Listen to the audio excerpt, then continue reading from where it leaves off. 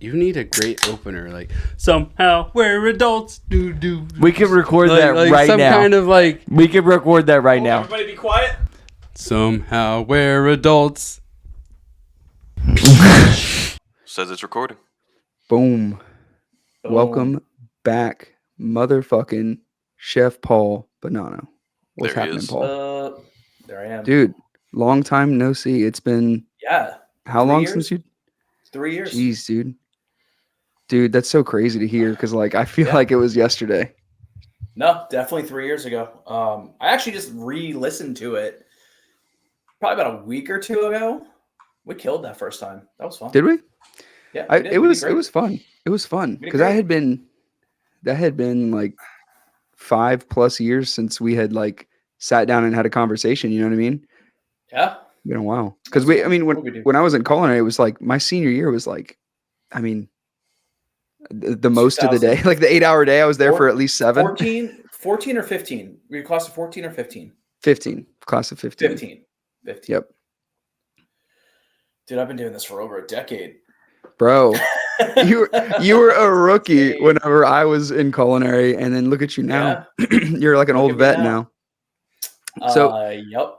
so since we last talked, I think so. Okay, so Pro Start, right? So people that don't know much about you, you're a culinary teacher in high school culinary teacher.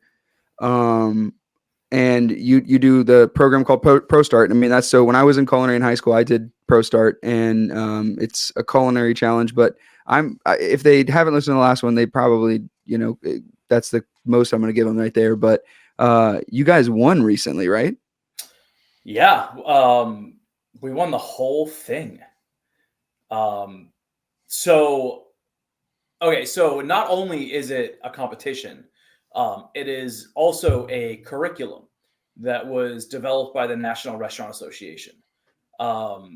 Most culinary programs in the country use it. Because we are in Florida, we have the Florida state standards that we have to follow, but the ProStar curriculum is heavily embedded in that curriculum. So we teach it. Every year there is a state competition in every state, and the winner of that competition goes to nationals representing whatever state they wanted. So I think we spoke in 2021. We won for culinary in 2022 and went to nationals that were in Washington, D.C., competed in culinary, and we placed 11th in the nation, which was great. Nice. It was awesome. So this competition entails 4 different competitions in one. There's the culinary. There is a management competition where students have to create a original restaurant concept and build it from the ground up. Essentially, there's a lot of work involved in management. I think your year was actually the first year we did management. After only doing culinary for the 2 years prior. Yeah. So we competed in culinary, we competed in management. The other 2 is just for the state competition. They do what's called Waiters Relay, which is like a relay race. We did that with you also. And then there's Edible Centerpiece, which is like fruit carving and vegetable carving and creating these awesome like statue-esque centerpieces. We competed. I think we started that year. my year. Yeah, my last year of school was when you started that, I believe. And that was the only year we did it outside of last year and this year. We did it So you once. guys I think who was it? Michelle did it, and that was it. We never did that again. We stopped doing Waiters Relay, and I just really focused on culinary and management only. So we win culinary 2022. We go to nationals. It was awesome. Last year we came in 2nd in culinary, and we came in 4th in management. This year we won the whole fucking thing. We came in 1st in culinary, 1st in management, 1st overall. So now I will be taking 2 teams to nationals, representing Team Florida.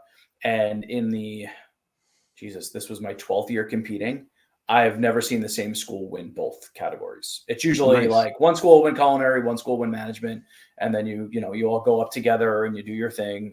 But this year it is just us, and it's amazing. It's absolutely amazing. When you guys last year, when you guys got second place, what school got first? Martin County High School got first place last year, and it came all down to our entree. That was the big decider, and it was close. It was less than 2 points that we lost by. The entree was a seared rack of lamb. We did a porcini, mushroom, rice pilaf, a rosemary demi-glace, and I think I don't remember what vegetables we did. Oh, we did sauteed broccoli rabe with some blistered cherry tomatoes. And our lamb was just a little undercooked, and the rice was just a little under as well. And that was the difference in the points. This year, there was less than a 2-point difference between first, second, and third. We only won by 0.6. Oh, nice. That's how close it was. What were your competing schools? So St. Lucie County, or St. Lucie West, I think is the high school, and they are awesome. They got 13th in culinary last year, and they came in second this year. That's how much of an improvement they had, and just the nicest group. Their teachers are awesome. Their students were congratulating us, asking us questions. Like it was great. And then Martin County, that won last year, came in third this year. Nice. It was so close. I know that whenever I was competing, I can't remember this school. There was one school that was like the one that won every single year. And I remember last time on the podcast, Lato you High said, School. Lato, yeah. And Yeah. you said they stopped competing at there completely? Yeah. So their instructor, their goal was she wanted to place in the top 5 in the nation. And the last year they competed was 2019. Oh no, I'm sorry. It was 2020. It was just before COVID hit. And they placed 5th in the nation, and that's it. She was like, I'm done.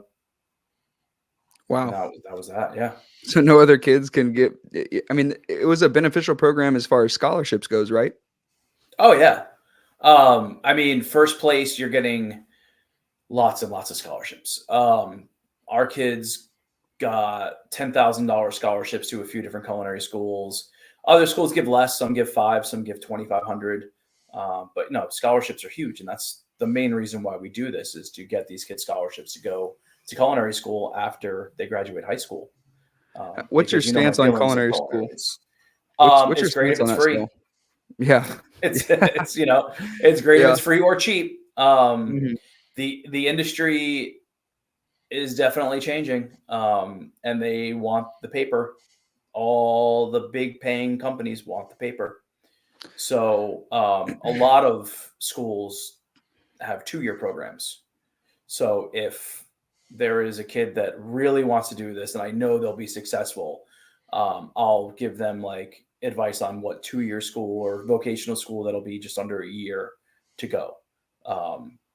I still am very much against higher education and post-secondary schools in general, because it's like I said last time, it's a cash grab.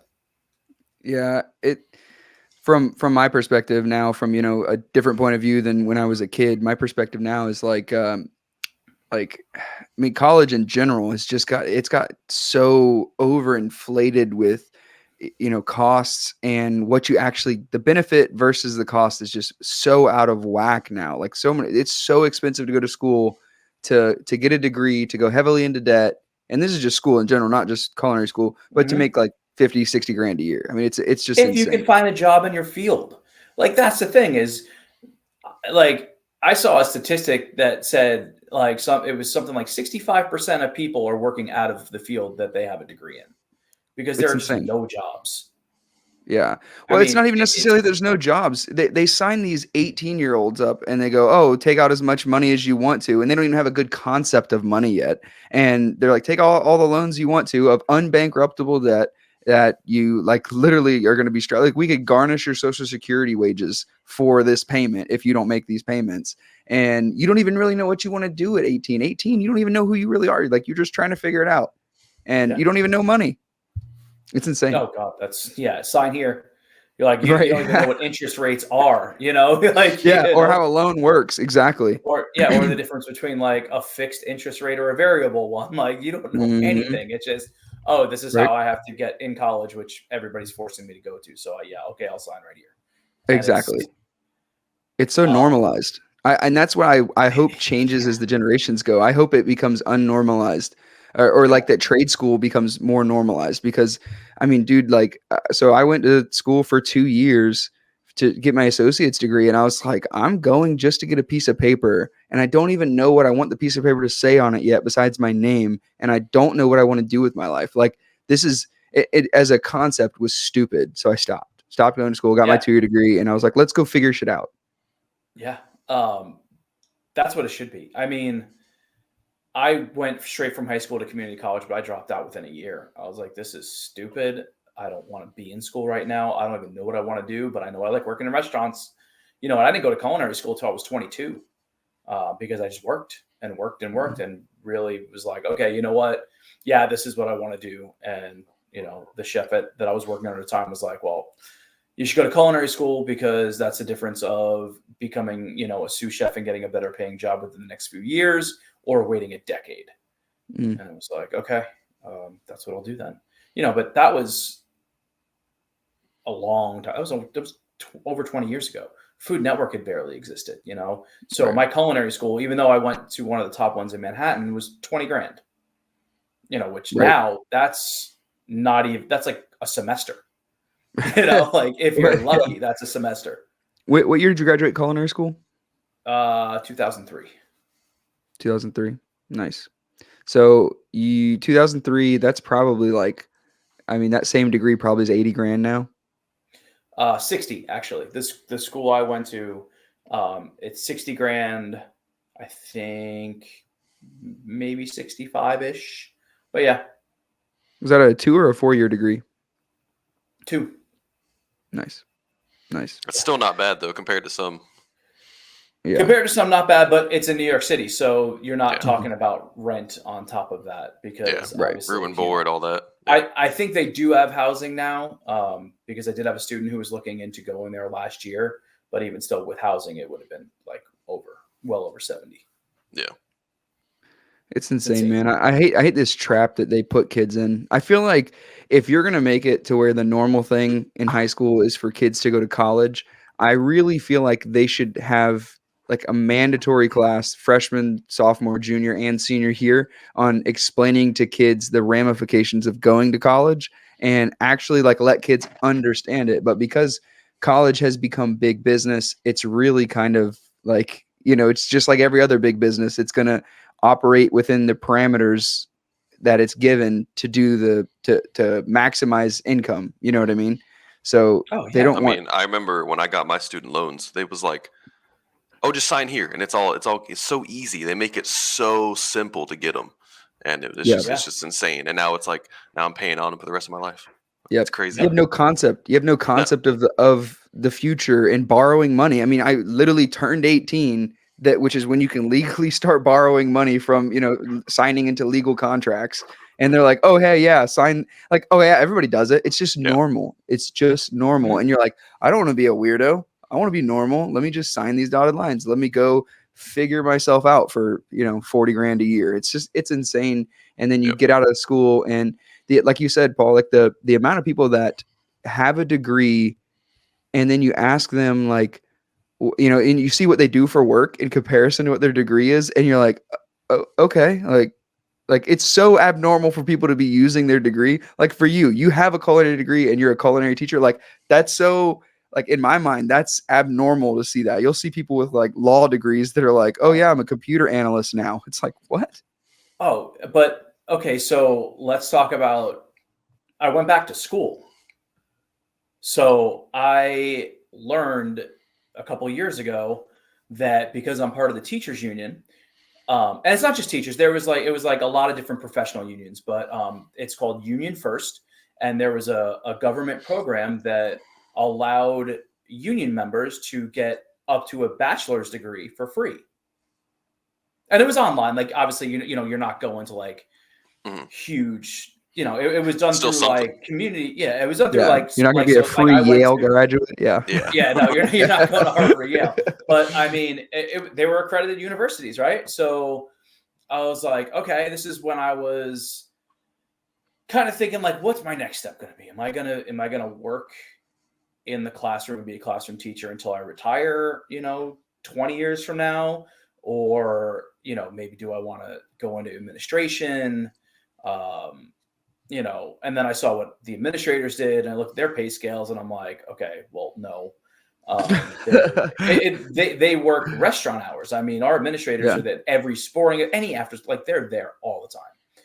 Yeah. And I'm like, okay, no, that's a step backwards in my opinion. So I started paying attention to our guidance counselors, and I was like, this would be a sweet gig. Like, I still get to work with the students. I still get to help shape their futures, but I'm out of the classroom, you know, and, you know, I thought that would be cool because, like, I kind of have that role with my students anyway.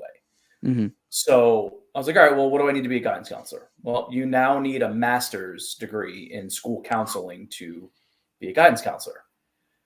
And I was like, okay. So I found out about this program. I'm like, well, I can get up to a bachelor's for free. So might as well do that and then just pay for my 2 years master's, which there are programs that'll help cover some of the costs. And I was like, I can do that. So I enroll in this program, and I'm like, well, I've been a classroom teacher for, at this point, it was like 9 or 10 years. So that's got to equate to some kind of credits, right? So I enroll in the program. It's through, this one was Eastern Gateway Community College in Ohio, right? Steubenville, Ohio, but it was all virtual. So I reach out to the advisors, and I'm like, hey, look, here's the deal. I want to be an education major, but I'm already a classroom teacher. I have the state certification. I have all these trainings. I, passed all these tests and, all this stuff. Like, do I get anything for that? Can I cut out the BS intro classes? Yeah, because there's a bunch of those. Yeah, I'm like, I've been teacher of the year. I've been like so many things. I'm like, do I really need to go through like, so you want to be a teacher volume 1, like first day? Like, I don't like, I train teachers. I don't need to do this. So the person I was on the phone was like, oh, absolutely. Like, you'll be able to get at least, up to like 24 credits. And I was like, well, that's half the freaking associates right there. I was like, sweet. They're like, but you have to email this person who's in charge of that department that will, look through all your stuff and tell you what courses you can, obstruct from. I was like, all right, cool. So I emailed this guy, and he's like, send me your certification, send me a letter from your principal that describes what you do on a daily basis. Send me your certification, send me, I went through the Hillsborough County certification program, send me all that. So I had the director of that program email me all the stuff, and I gave him all my, credentials and everything. And he said, actually, this does not qualify you to abstain any credits. Oof. And I was like, what? That sucks. I'm like, what are you talking about? He's they like, make less money when they do that, Paul.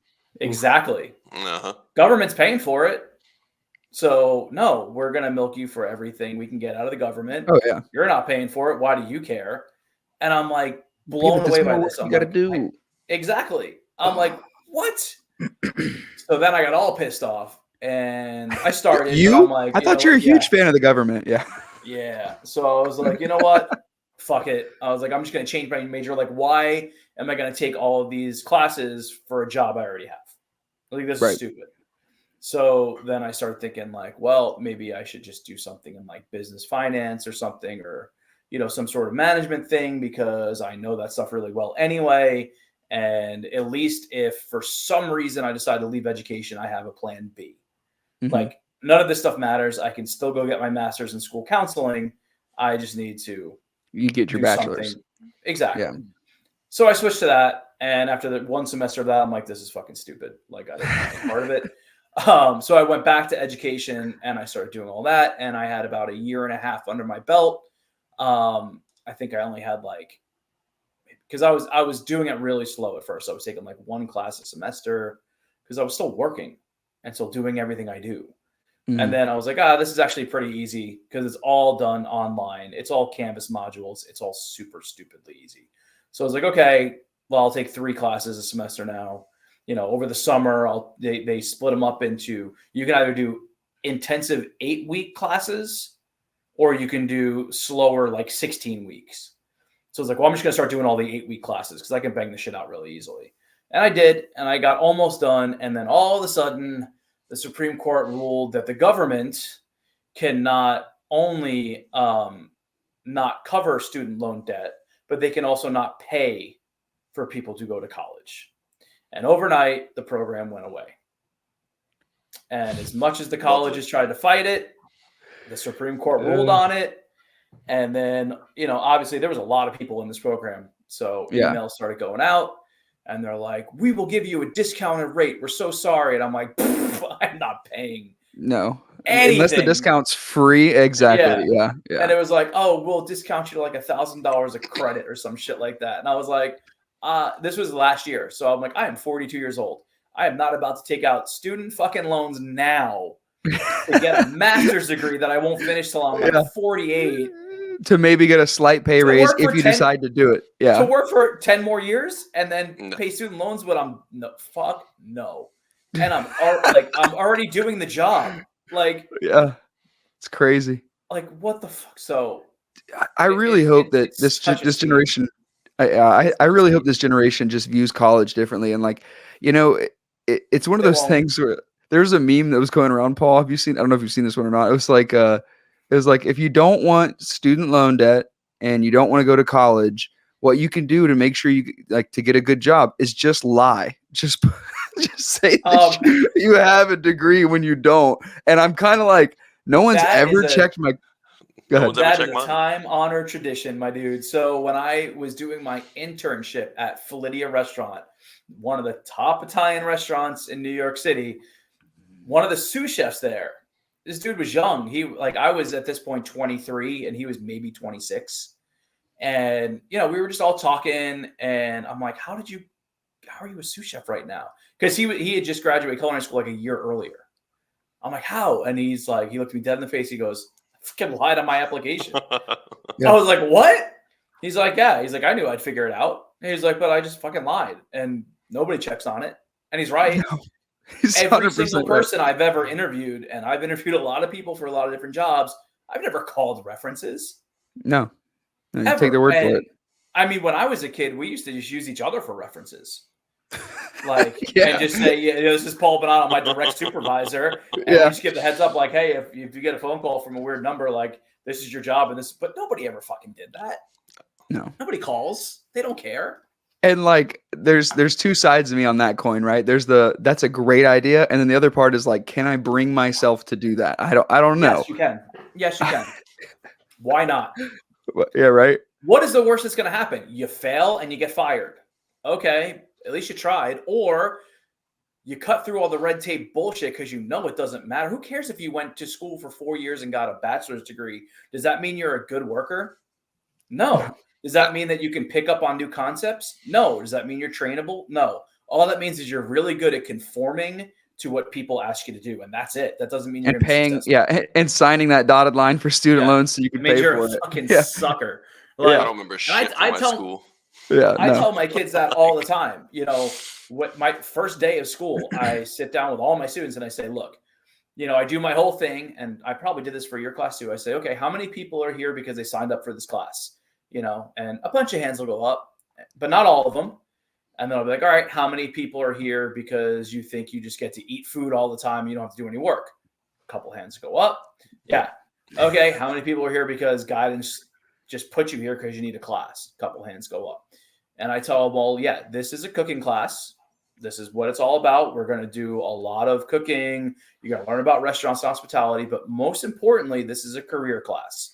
I'm going to train you how to be a good employee, which transcends any industry you go to work in. I'm going to teach you, organization skills. I'm going to teach you leadership skills. I'm going to teach you how to work with a group of people, function as a team. You're going to learn organization, time management, all these things that you need to be successful no matter what job you're in. That's what you're going to learn. However, the vessel I use to teach that is through cooking. And that's what I do, and that's how I teach the class, because it doesn't matter what your fucking degree says. It doesn't matter what field you studied, unless you need to be a doctor or a lawyer, then you probably should know some shit.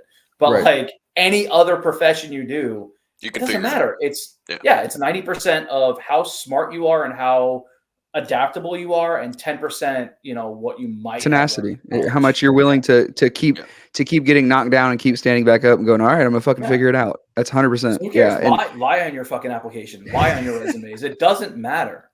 Like my degree, you can figure everything out in computer science. Like, you can figure it all out yourself. Yeah. And what you can't figure out, go to fucking YouTube. Exactly. And somebody figured it out already, and there you go. Watch a YouTube video and figure it out yourself. Like, it's not. Yep. And it's crazy because like the world literally works like that. How many people get hired just because of who their daddy is? No fucking skill at all, but because they're they know this person that hooks. That's how I got my first job. I was 15 years old, and my dad was friends with the owners of the local pizzeria. Same. And he wanted me to go to work. Your dad was the local pizzeria, Colton. Yeah, I know. Literally. Well, that's awesome. But I mean, that's you get jobs through connections, not through what your degree says. So Yeah. What for me when I started your class, when I started culinary, it was kind of like I remember I was hanging out with my brother and his friends, right? And I remember I was friends with Cody, Cody obviously, and there was one time we were like on our way to lunch, and he like forgot something in the classroom, and I remember we stopped by culinary, and I was like cooking at home at that point, I was 14 or whatever I was, and every kid doesn't understand like if they're good at something or not, because they have no reference. I didn't have any reference for what I was good and not good at, because I hadn't been around enough exposure. And so I liked cooking, but I didn't think I was going to be good enough to like go to a culinary program. Like I didn't know what to expect. I pictured Food Network in my mind being the culinary program, and that was just be, a little shithead there. And then I remember walking in the culinary room, and I was like amazed, because I pictured like a home ec class where like people are learning how to make like, like take a piece of bread, put tomato sauce on it, put cheese, homemade shitty pizzas. You know what I mean? Like I thought that was what it was going to be. And I remember walking in and just seeing, the first thing I saw at that time before you moved it was the standing mixer, the floor mixer. And I remember seeing that, and I was like, oh, this is like a restaurant kitchen. And I was like, everything was stainless steel. Everything was like, dude, it was just so insane to me. And I was like, that's really cool. And then to find out that like, at that time it was Chef Ken. And then, he was just cool to be around. He was just like, it didn't feel like he was a teacher, because this, some of your colleagues, they let the teacher thing go to their head, and they're like, you must obey the master kind of people. And that was not the like, you and Chef Ken both treated it like it was just like a restaurant. Like nobody's better than anybody. You're just the person that has to be the direct report. You know what I mean? Like you're the person that everyone has to like get channeled through. You know what I mean? And it was just, I don't know. It was an amazing thing. I was like, I'm fucking signing up for this. And I had structured my school year from my freshman year to knock out all my mandatory courses, because I'm very much a eat my vegetables first kind of plate, you know what I mean? And then switch to eating what I really want to do. So my, junior and senior year were all culinary classes. So, and then like the 2 mandatory classes I had to have, and hell, I would skip those most of the time too. I'd be like, Paul says he needs me. Can I go? And they'd be like, yeah. And it still happens. I still have kids that literally come to school just for my class, because they banged out all their credits. They're seniors. They come 4th and 5th period for culinary. Maybe they'll stay 6th period for TA also. And that's it. That's their day. Yeah. And that, they can do that because they schedule, they structure their schedules that way. I don't know how much longer that's going to be allowed. Why is that? We have a new principal and things are changing. But it's not on him. It's because school needs to go back to the way it was. So like things still haven't come back from COVID yet. Like as far as the way the schools are run. COVID hit and everybody scrambled, everybody went virtual. And then even once it all was pretty much like squashed and like, okay, return to normalcy now, school's back open, they still allowed kids to do primarily online classes and only come to campus for 1 or 2 periods a day. Yeah. And that it's been going like that for a couple of years now. So you have kids that, like last year, I had a kid that had me first period and that was it. He came to culinary first period and left because the rest of his classes were FLVS. But in order for the school to get the funding for that student, they only need to be on campus for 1 class. And what we are seeing is a large number of skipping, attendance issues. I mean, kids don't care. There's no school spirit because what do they care? They're on campus for an hour and then they're gone. So a large majority of, the seniors the last couple of years have checked out pretty early. COVID really fucked that up, didn't it? Yeah. So next year, our new principal's policy is you have to be on campus at least first through 4th period. Good. And if, you want to dual enroll or you want to do virtual, you do it at the end of the day. And OJT was another thing. These kids were taking OJT 4th, 5th, 6th, 7th period. And it's like, no, none of these kids are going to work at noon. It's not happening. So why are they getting scheduled? And it's because they had nothing else to take or they banged out all their virtual, so now he's saying, okay, well now OJT is only 7th period and that's it. Like you want OJT, cool. You have it at the end of the day and that's it. We had kids that had OJT 1st and 2nd period. Like you're fucking working at 7:00 in the morning. Yeah. For 2 hours. Yeah. And it's like, what is happening? But it was just a way to, to keep kids enrolled, not going full virtual, giving them whatever they wanted. And that's not happening anymore. And the school suffered. We haven't been an A school in years. Wow. We are a solid B. It's a damn shame too. Like, I feel like we're living in the age of there's so much information that people are drowning in information. And to speak specifically on the COVID stuff, it's like people are so busy between life and work and just everything involved in being an adult that they don't have time to research things. Colt and I actually were talking about that at dinner the other day. It's like there's just so much shit in general that you could research about every single subject. It's like we're flooded with information, right? But and then the right information. Exactly. You can Google. Yeah, you can Google, is coffee good for you? And there'll be a list of reasons why it's good for you. You Google, is coffee bad for you and why it's all bad for you? And it's like, well, do I fucking drink it or not? You know what I mean? Like, oh my depending God. upon who you Go follow, nutrition, health. You could be a vegan or you could be do the carnivore diet and you think both things are optimal health. And it's like, you can find research, literally, you can find research to support you. Yeah. And it's just, but all that to say is like during COVID, like the algorithms of these aggressive social media companies and all of these tech companies and just, different ages and stuff like that too. It is really like, you can go somewhere and you can see somebody driving with a mask on. Like, it's just like there's certain people that like they still do it. They still fucking do it. I saw somebody the other day. I was like, what is happening right now? Dude, it's that's what I'm saying. These algorithms are just crazy because like, what does their feed look like compared to mine? Like, what information are they putting in to where they feel like they because everybody makes a decision thinking it's a good decision or there's not any thinking behind it. But like something like that, you'd think that they're doing it because they have reason to believe that they should. And so it's like, but it's like, we live in this crazy age. And especially when it comes to like students, like that's why I'm even bringing this up. And when you're talking about kids going to school virtually, because like, we all had social anxiety from the pandemic one way or another. Like if you were just alive during that time, you had to experience some level of social anxiety at a certain point.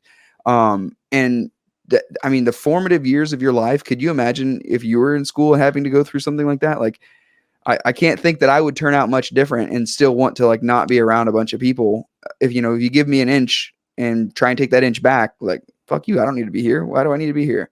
Yeah. And we're still seeing the fallout for it. And luckily now, they're starting to kind of tighten the reins a little bit, but there's so many options for education out there. You can homeschool, you can do Florida virtual, You know, Have you seen I the mean, statistics and on homeschooling? uh, well, ever since the state of Florida allowed the funding to go wherever, it's scary now. I mean, you have people that so let me put this in perspective for you. All right, I think each student in the state of Florida gets roughly it's like $11,000 or $12,000 a year. Okay, and if you're in school, that funding goes to the public school, and it was always like that until like just around COVID time, or maybe even a little after COVID. The Florida legislature said no, if the student moves, then the funding should go with the student. So like if they go to a private school that they have to pay tuition, they get a voucher from the state for whatever the state would have paid at a public school, and it goes towards their private school tuition. Okay. If they go to FLVS, it goes to Florida Virtual. Mhm. If you homeschool, it goes to the parents. Good. Good. Not really. Think Depending about upon how the many parents. people exactly but there's no checks and balances here. Right. Think about the people that might have 4 or 5 kids that now multiply that by $12,000 a kid. That's your income. Could go bad. Mhm. Yeah. Who's And saying now you have you're a bunch of teaching kids uneducated people. Yeah. The Exactly. propensity for terrible is higher. I agree with you. But I think that is that the signs. So there's an incentive there. That's a problem too. Anytime there's an incentive to have something bad happen, I think that's a bad incentive to have. But maybe they do it through tax credits or something like that, so you don't have to pay as much in taxes or something. But I think that there's been a giant influx of people homeschooling their kids, and I don't believe, from my perspective, from the parents that I know, the friends that are having kids, the people that I know that are putting their kids in public schools and stuff, like the reason that most people are schooling their kids like doing homeschool or private school is because they have lost faith in public school, because public school has just gone like fucking bananas. It's gotten insane. It's gone bananas and gotten insane because of the lack of support. When you look at and again, we're in the South, so we can only talk about what we know that happens in Florida because that's where we live. Right. When I look up north to where my family lives, like in New York, it's a completely different scenario because public schools are supported. Teachers are getting paid a livable wage. They're not having to work 2 or 3 jobs to stay afloat. They're not dealing with a city that's dealing with the highest inflation rate in the country. So you're going to get quality people that stay in those jobs that actually fight and care for those kids. Now, yes, we have a lot of teachers that fight and care about their kids. Like I'm one of them. Obviously, I care about my students very much. Is that the large majority of us? Yes. But is there a pocket of teachers that don't? No, because I mean, even at where I teach, we've seen a lot of great teachers walk away for good. Yeah. Because of all the bullshit the state is putting on us, all the new laws being passed about what we can and cannot say in the classroom. Even if it's in our curriculum, like the whole country. Sorry, not the whole country. Sorry, let me back that up. So when the governor put out his bill, which I'm not going to go too much into politics, I don't know how much I can. This might bite me in the ass or not, but there is a bill that limits what we can and cannot teach.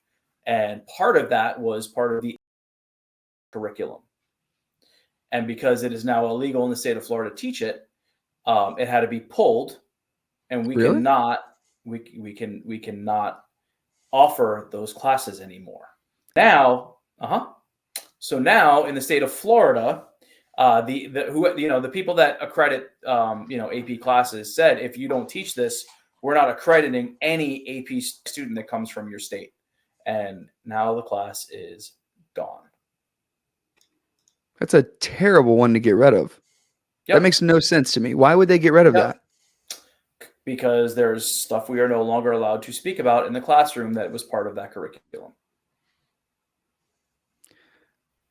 Yeah. No, I don't like how the curriculum feels engineered. And I've been saying this since before COVID. I feel like the curriculum in school is to set you up to go to college, and it's to put as many people in the cycle of getting into the rat race as possible. and I feel Mhm. like it doesn't it doesn't train kids. Now the the homeschooling thing, that's going to be great for some families, and it's going to be terrible for others. And I never saw it from your perspective of like they're getting paid to have their kids home, because I think that's going to make it even better for the parents who give a shit. But there's going to be a lot of parents that don't give a shit because they're going to respond to that incentive. You know, do you know who Charlie Mhm. Munger is? Mhm. Yeah, Charlie Munger, the Warren Buffett's business partner. He passed away, but one of the things he said is, "Show me the incentive, and I'll show you where the money goes," kind of thing like that. And Yeah. it's honestly it's kind of like that same way. So I didn't realize there was people paying for it, but I know a lot of people that don't know that part of it or don't even begin to understand it. They go, I would rather homeschool my kids because my like for instance, I talked to my grandmother about homeschooling once because she was an educator, right? She was a dean of girls. She used to spank kids. Gets a retirement check because of it. It's kind of funny, but I was telling her that whenever I do decide to have kids, I really want them to be homeschooled because, there's just things that I want them to be taught that are valuable as an adult that are just not taught in school. And when I But told couldn't her you that, just she was, teach that in addition to sending them to school?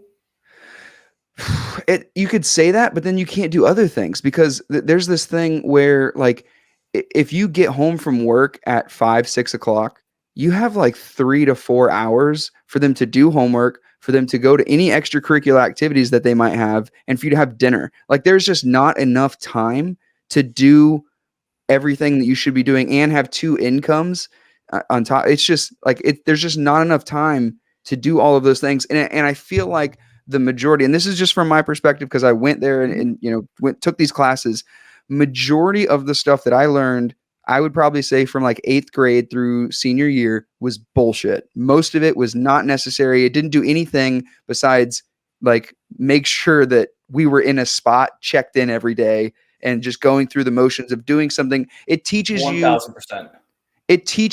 to do a thing because you have to and you don't like it, and that's what they want you to translate. In my mind, that's what they want you to translate into a job too. So Teach you to be on time. they teach you to be unfulfilled and to still just show up because it's They your don't do that. No, responsibility. now they teach you how to pass a test. And Right. again, that is outside of our control because we are at the mercy of the state legislator. Testing is absurd. So remember you had what? Did you have the FCAT? Is that what you had? Mm-hmm. Okay. So the FCAT turned in the FSA, and now it is the FAST testing, which you took it once. Yeah, it doesn't matter. Like whatever acronym you want, go. So Yeah. you took it once a year, right? But it was only certain grades you took it. It was basically Yeah. baseline testing to make sure you were proficient in Yeah. English language arts and math, right? Well, now it's reading and writing, math, science. I forgot. It might just be those three. But now those tests are 3 times a year, every year, Wow. starting in 2nd grade. So let me put that in perspective. And the state gives you deadlines. So the first deadline is all of the students have to be tested by the end of October. Then you do a winter session where all the students have to be tested by January. Then you do the final session where the students have to be tested by the end of April or May or whatever. So how much time for instruction and curriculum really is there when you have all of your kids being pulled 3 times a year for standardized testing, not including their semester exams, not including their, when you get to high school, their SAT, their ACT. It's insane. Just test prep. Yeah. All it is test prep. That's all you do is test. We have kids, and now there's a civics test, and there's so many different state tests that this state is like cramming down our kids' throats. They really want us to fail. They want to privatize education so they can bill it, they can tax it, they can make their money on it. Mm-hmm. They don't want a free public education. And every step of the way, we get villainized for grooming kids and indoctrinating them with liberal propaganda, or like you said, like, oh well, there's things that you want your kids to learn that you want to teach them outside of what's going on in schools. But we have very little control now of what we actually can do in school. I am very lucky because I am an elective teacher. Mm-hmm. I could not imagine teaching things like social studies and history. Oh my God. Oh, that'd be Oh my awful. God. Yeah. Paul, Especially down here. Oh my God. yeah. You So, can't teach history. oh no, not any of the good shit. No, not any of the stuff that's actually because it's all going to be anti-government stuff. Unfortunately, at least the stuff that's worth learning about. You start to be like, wait, our government did what? They rewrote the textbooks down here. No longer does the textbooks talk about Rosa Parks being an activist because she refused to sit in the back of the bus because that the law was African Americans had to sit. No, now the textbook just says she just didn't want to. I'm not lying. Why? Nice. Again, I'm not going to go too much into it. Okay, politics. I like my job. The agenda. Yeah. So to go back to what I was saying, though, is like I told my grandmother that we wanted to potentially homeschool our kids, and she's like, "Oh, you don't want your kid to be the weird kid," and I'm like, "I completely agree with you." So I don't want my kid to be the weird kid either. So like, you need to socialize your kids, but the problem is that when I went to school, if you like met a kid who was homeschooled, that kid was not socialized at all. Like that kid didn't know how to talk to people, and for the most part, but they were incredibly intelligent all the time. I could see it, but I'm like, so if you just make those parents like not make them, but like in my mind, I mean, obviously I like to think I'm a pretty responsible, hardworking person. Like I do a lot of different things. I'm, pretty thoughtful when I think about things, in my opinion. Obviously, I think everybody is in their own opinion, but like when I do have kids, like you can teach them things that actually matter. You can actually get into topics and teach things where it's like I feel like you need to be okay to tell kids something and be like, well, why did they do that? And be like, I don't know. That was just how it was at that time. There was norms. There was like there's this lack of discussion. And like you said, there's so much standardized testing now that they don't give a shit. It's from an outside perspective. It seems like they don't give a shit if the kids know anything. They're trying to just push as many people through the system as they can. And I think as a potential caring parent in the future one day, like I give a shit what they learn because I had to learn and seek the information separate of the education system that I went through. It feels like the education system I went through, like I said, from 8th to 12th grade was a waste of fucking time. I met some people, I did some things, but that time could have been used so much more purposefully to learn good things, to learn how to be a good adult. And it didn't teach me that. I had to figure that out on my own. So you're looking at it from a small window. If I could. So now I do know, I know a lot of people that homeschool their kids, and their kids are not the weird kid. I mean, their kids are totally socialized because they still do extracurriculars. They still play sports. Like, so Julian is in this student organization called TSA. It's Technology Student Organization or something like that. It's awesome. He's his first year doing it because you have to wait till you're in middle school, and he's in 6th grade. Dude, your kid's in 6th grade? Yeah. Oh shit! Sorry. Yeah, he's actually That's so wild. almost so wild. He's almost done with 6th grade because we're in March. Like there's one That's so quarter left, crazy. and then he'll be in 7th He was grade. 2, Paul. He was 2. I was there. I was there. I picture him as a 2-year-old in my mind. That's so wild. Sorry, I didn't mean to cut you off. Yeah, no, you're good. So, the president of his chapter does FLVS. They don't even attend his school. They do Florida virtual, and totally normal. I mean, like he plays sports with kids that are homeschooled. Like I said, I have friends that homeschool their kids, and they're out doing all different sports, and they're fine. It's a different. Like a lot of homeschool parents also do have like they take turns where it's like, okay, we'll all get the kids together and we'll meet here, and and there are great things that can happen with homeschooling, absolutely, but it's dangerous.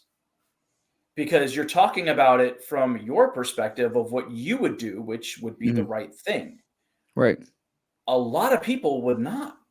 Right. And that's the scary thing is there's a potential for it to go really wrong. And for the government to push these things to cripple public education is just another way to keep us separated, keep us from expressing diverse ideas because you homeschool. your kids are only getting the world through your eyes. And a lot of parents want that, and that's fine. But a lot of parents have a very jaded view of the world. Some of those Yeah, parents they shit wear as masks. parents. Yeah, they're wearing wear their masks masks while in they're their driving. cars. Yeah, exactly. Yeah. Or they're Yeah. wearing hoods in the fields burning things. You know what I'm saying? Yeah. Like it can get Yeah, very, yeah. very dangerous very You're not fast. wrong. Right. And there needs to be And- parameters where it doesn't happen that way. I do agree with you on that. But There's this a is the there's a thing. good way and a bad way. But instead of people demanding better, instead of people saying, no, we want public schools to be better. We want better funding. We want a better quality of teacher. We want better programs, better curriculums. We want, the best for our kids. Instead, the government's now pulling it back saying, well, then do it yourself. It doesn't cost us money. Do it yourself. I feel like it's the other way around personally. And I mean, I'll let Colton speak on it too, but like for me, my perspective is if I felt public school was a great thing, I have no issues sending my kids to that. I feel like the public school system, the curriculum is a failure. And it seems to me, and I would so still why wouldn't you want better? I do That's want, what I'm saying. Why I don't do you want demand better, it but from your right. political leaders to say fix it? But instead they Right. they That hire is them these saying fix it though. outsourcing. No, in my opinion, that is them saying fix it. The people who But are that's just sending their putting kids more to on you as a parent now. You just said, like, think about it. You both work. You have two incomes. You work till 5, 6 o'clock. If you're lucky, who the fuck has a 9 to 5 job anymore? Hardly anybody. You know what I'm saying? Like there is a small pocket, but most people either A, they're working from home, or they might have a hybrid schedule. And what are you going to do when you have kids in kindergarten and you homeschool them? One parent has to be home. So you're either not working or you're trying to work remotely while having, I'll tell you right now, I have a 3-year-old. Good luck getting anything done when that kid is home. It's not happening. So now your child's education is suffering because you're either trying to get your work done or now you're a one income household and you're going to rely on that 12 grand to supplement some sort of income for your house that's supposed to be going towards your child's education. There's so many factors that people aren't taking into consideration because you want control over your child's education, which, we should all have control over our child's education, but these programs were put in place for a reason. They need to allow our children to get the best education possible, but they need to give the people the tools to provide it. And instead, they have, like talking about memes. I saw a meme the other day that said, what was it? Something to the extent of, instead of paying, teachers, or I don't even remember now. I'm blanking out, but it was basically the people who aren't teachers are being paid to write curriculum that teachers are supposed to teach. And it's true. These people that have all the power are doing outsourcing everything, and they're not letting us, the professionals, teach what is best to the kids. They're having, these private agencies that have never stepped foot in a classroom develop these curriculums that our districts are spending millions of dollars to buy to teach kids. It doesn't work. And like you said, from 8th grade on, it was bullshit. It did nothing because they're not allowing the people that are in the rooms to make the decisions. They're outsourcing it. And then they're claiming that it's failing. Yeah. It's the biggest bullshit ever. Yeah. Colton, how do you feel about homeschooling? So I have a different perspective. So I grew up in a town where there was one high school. So like the schooling was, you got what you got. It wasn't horrible. I don't know how public school here is here in Florida, but I just feel like from what I hear, it isn't the greatest. But like I said, I don't have a perspective of being. It's not. I mean, you rank it nationally. We are low. Yeah, we are low.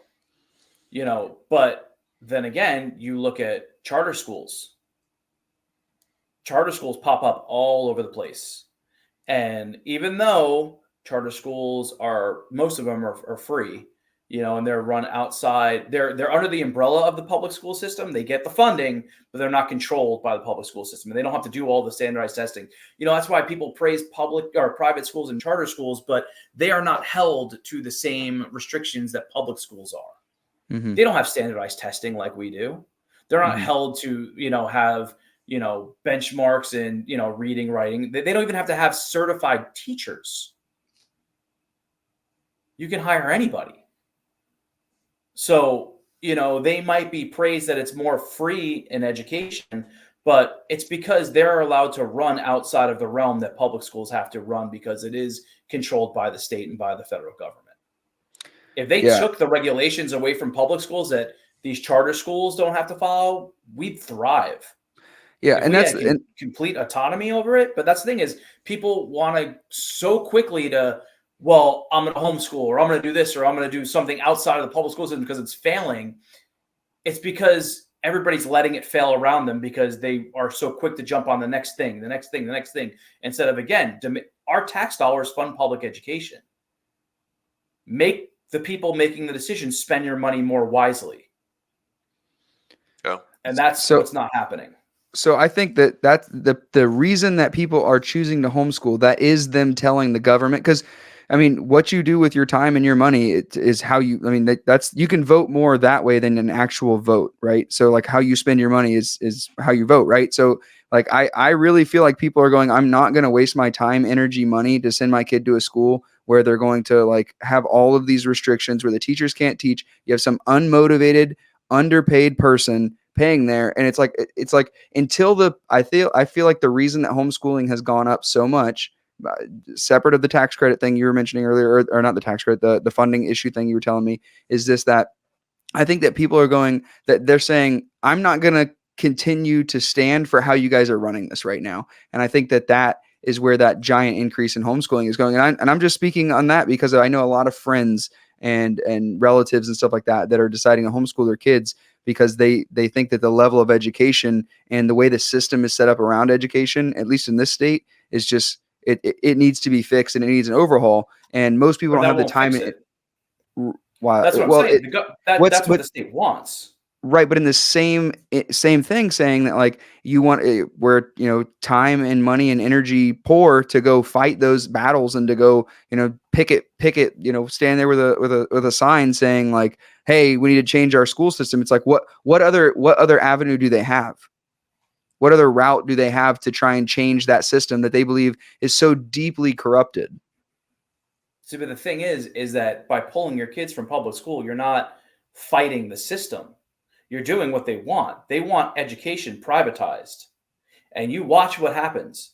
10 years from now, you pull everybody out of public schools, and now the only options you have is either homeschool or pay for private school. All of a sudden, once the state doesn't have to pay the tax dollars anymore, you're going to watch, suddenly homeschooling is not going to be a thing. And you're not going to be allowed, and you're going to be forced to send your kids to school to pay for it because that's the money trail. That's the thing is like by taking your kids out of these schools, you're not fighting the system. This state has designed us to fail. They want us to fail. Look at who owns the charter schools that are popping up everywhere along the state. They're tied to all of our legislators. They're tied to our governor. Like, it is insane.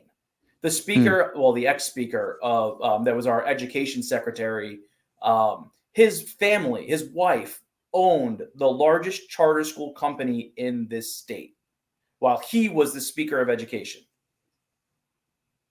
You want to talk about corruption and all of this, all of the policies that started handcuffing public schools started under this guy.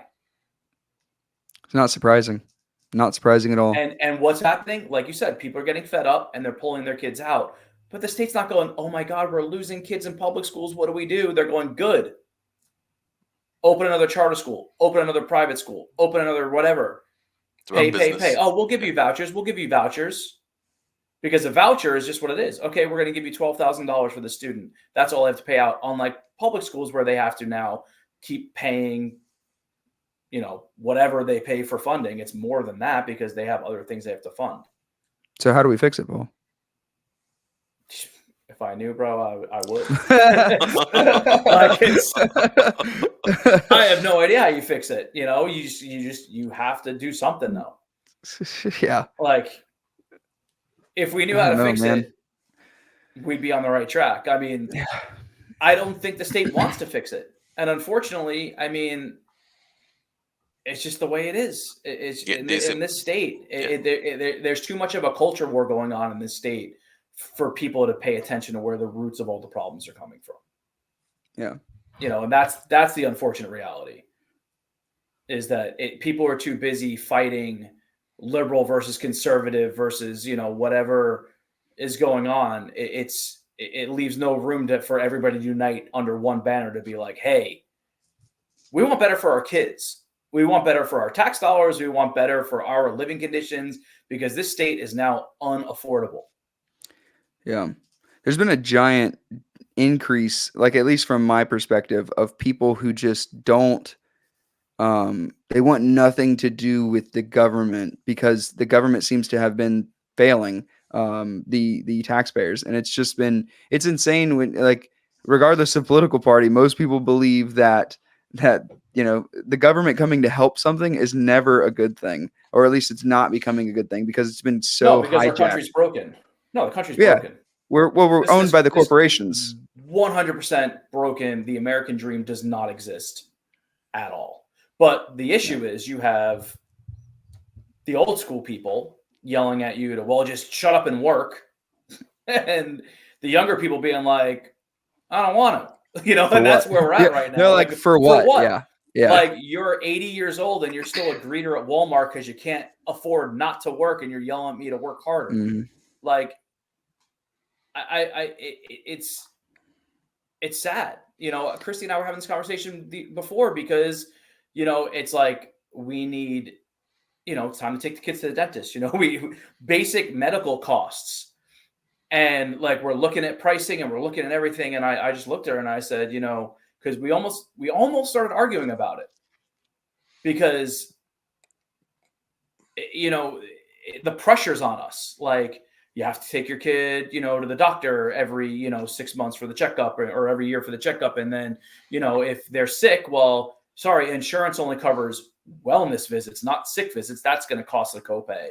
And then the medicine's going to cost a copay. And then dental insurance sucks. And she was like, well, with the new dental insurance, especially in Tampa, like there's not a lot of dentists to take it. And now they're going to look and they're like, why have you jumped around so much? And why has it been over a year since your last visit? And they're going to shame, she's so scared of being shamed by the doctors. And in my mind, I'm like, well, tell them to go fuck themselves. It's a business. Like, we're paying you money. Fix the fucking problem, if there is one, and treat it. But at the end of it, I just said, you know what? This country is broken. Like, healthcare in this country is a luxury, not a right. And it's fucking sad.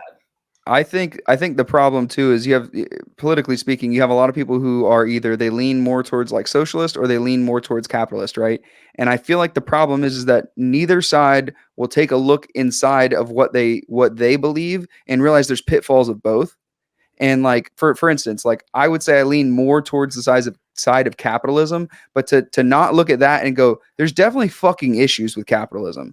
And there's definitely issues with socialism. There's issues with both of them. So it's not one or the other. It's got to be a combination of both. And there is, and we are the last democratic country in the world not to figure it out. Yeah. Well, the ratios are really fucking off. The ratios are really fucking off. Look at how many democratic countries in the world have one healthcare. You know what I'm saying? Like they have socialized healthcare. Yeah. All of them but us. I think it was two major decisions, Paul. I think it was two major things. I think the first one was allowing corporations to contribute to political campaigns. I feel like that was the number one thing, right? Because now all these giant corporations, they own the politicians, right? It was when they were made citizens. They said a corporation is considered a citizen. Right. And therefore can... in 2017? No, in the 80s, they were... didn't we Google that the other day, Colton? When corporations could start contributing, I know. No, not that. They in the 21st century, corporations were made to be considered citizens and have the same rights as citizens. That's when shit really started going bad. Well, I was more or less saying, like, once they started being able to contribute to political campaigns, these corporate, lobbying, they can buy and sell politicians. And if you don't tell what that corporation that's paying for you wants to do, your funding's gone, you're out of office. Like, you're nothing. You got to go back to, find you a 9-to-5 job that pays you $40,000 a year, because fuck off. And that was one of them. And I had a business professor at community college, fantastic professor. It was a hybrid class. It was, if you went into class, it was for extra credit. I went in just to listen to the guy talk because it was like the coolest business podcast I'd ever been at. Because he would actually like prompt you to think, and it was so good. Like I literally went. I missed one class because I had an obligation, but besides that, like I went to every single class just to listen. It was that good.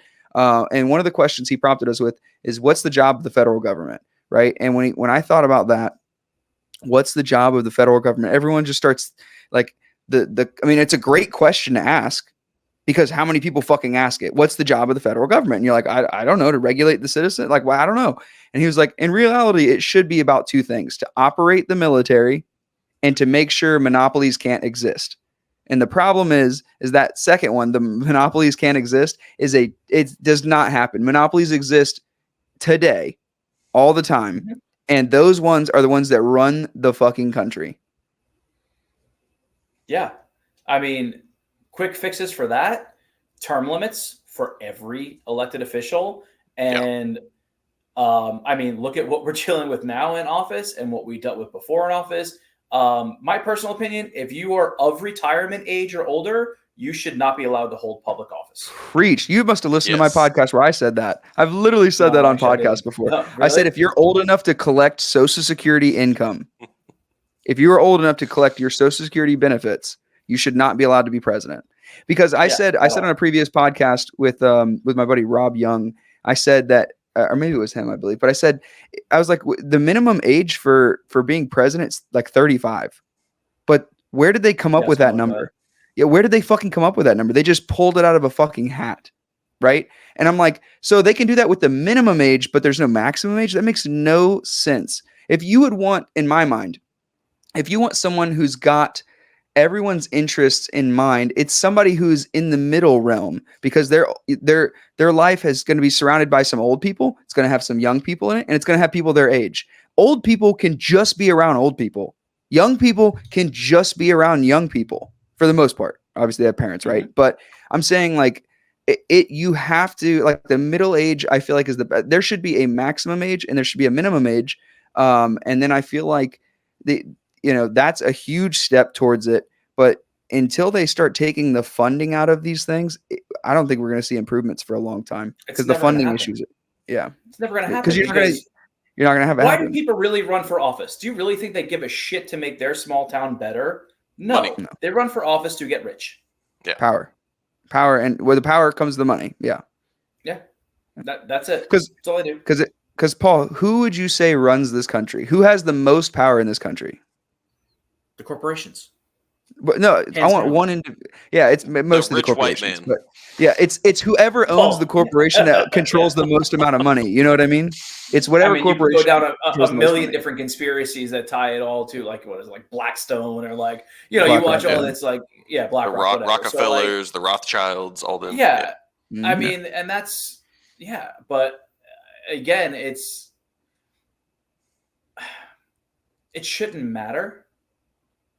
Because regardless of their status, they're always going to have way too much money, but what they're doing is they're ensuring that we all stay worker bees. Mm-hmm. That's all they're doing. Transfer of wealth. That's all they want. Move money from our pockets to theirs. But don't give us too much money, because then you won't have worker bees. Because when you have too much money, then, you're free to do more things. You're free to start, maybe have time to think about, hey, what the fuck's going on in this country? Like, why is healthcare shit? Why is our prison system corrupt? Like, what is happening on the street level? Why is our food shit? Why is our food so shitty? Literally poison. Yep. Yeah. I'm a chef. Literally poison. Russia has better food standards than we do. Russia. The fact that now you can copyright seeds and sue farmers for using a specific crop is fucking ridiculous. Telling them they can't replant seeds is absolutely insane. Yeah. I mean, it's, and for what? Like, what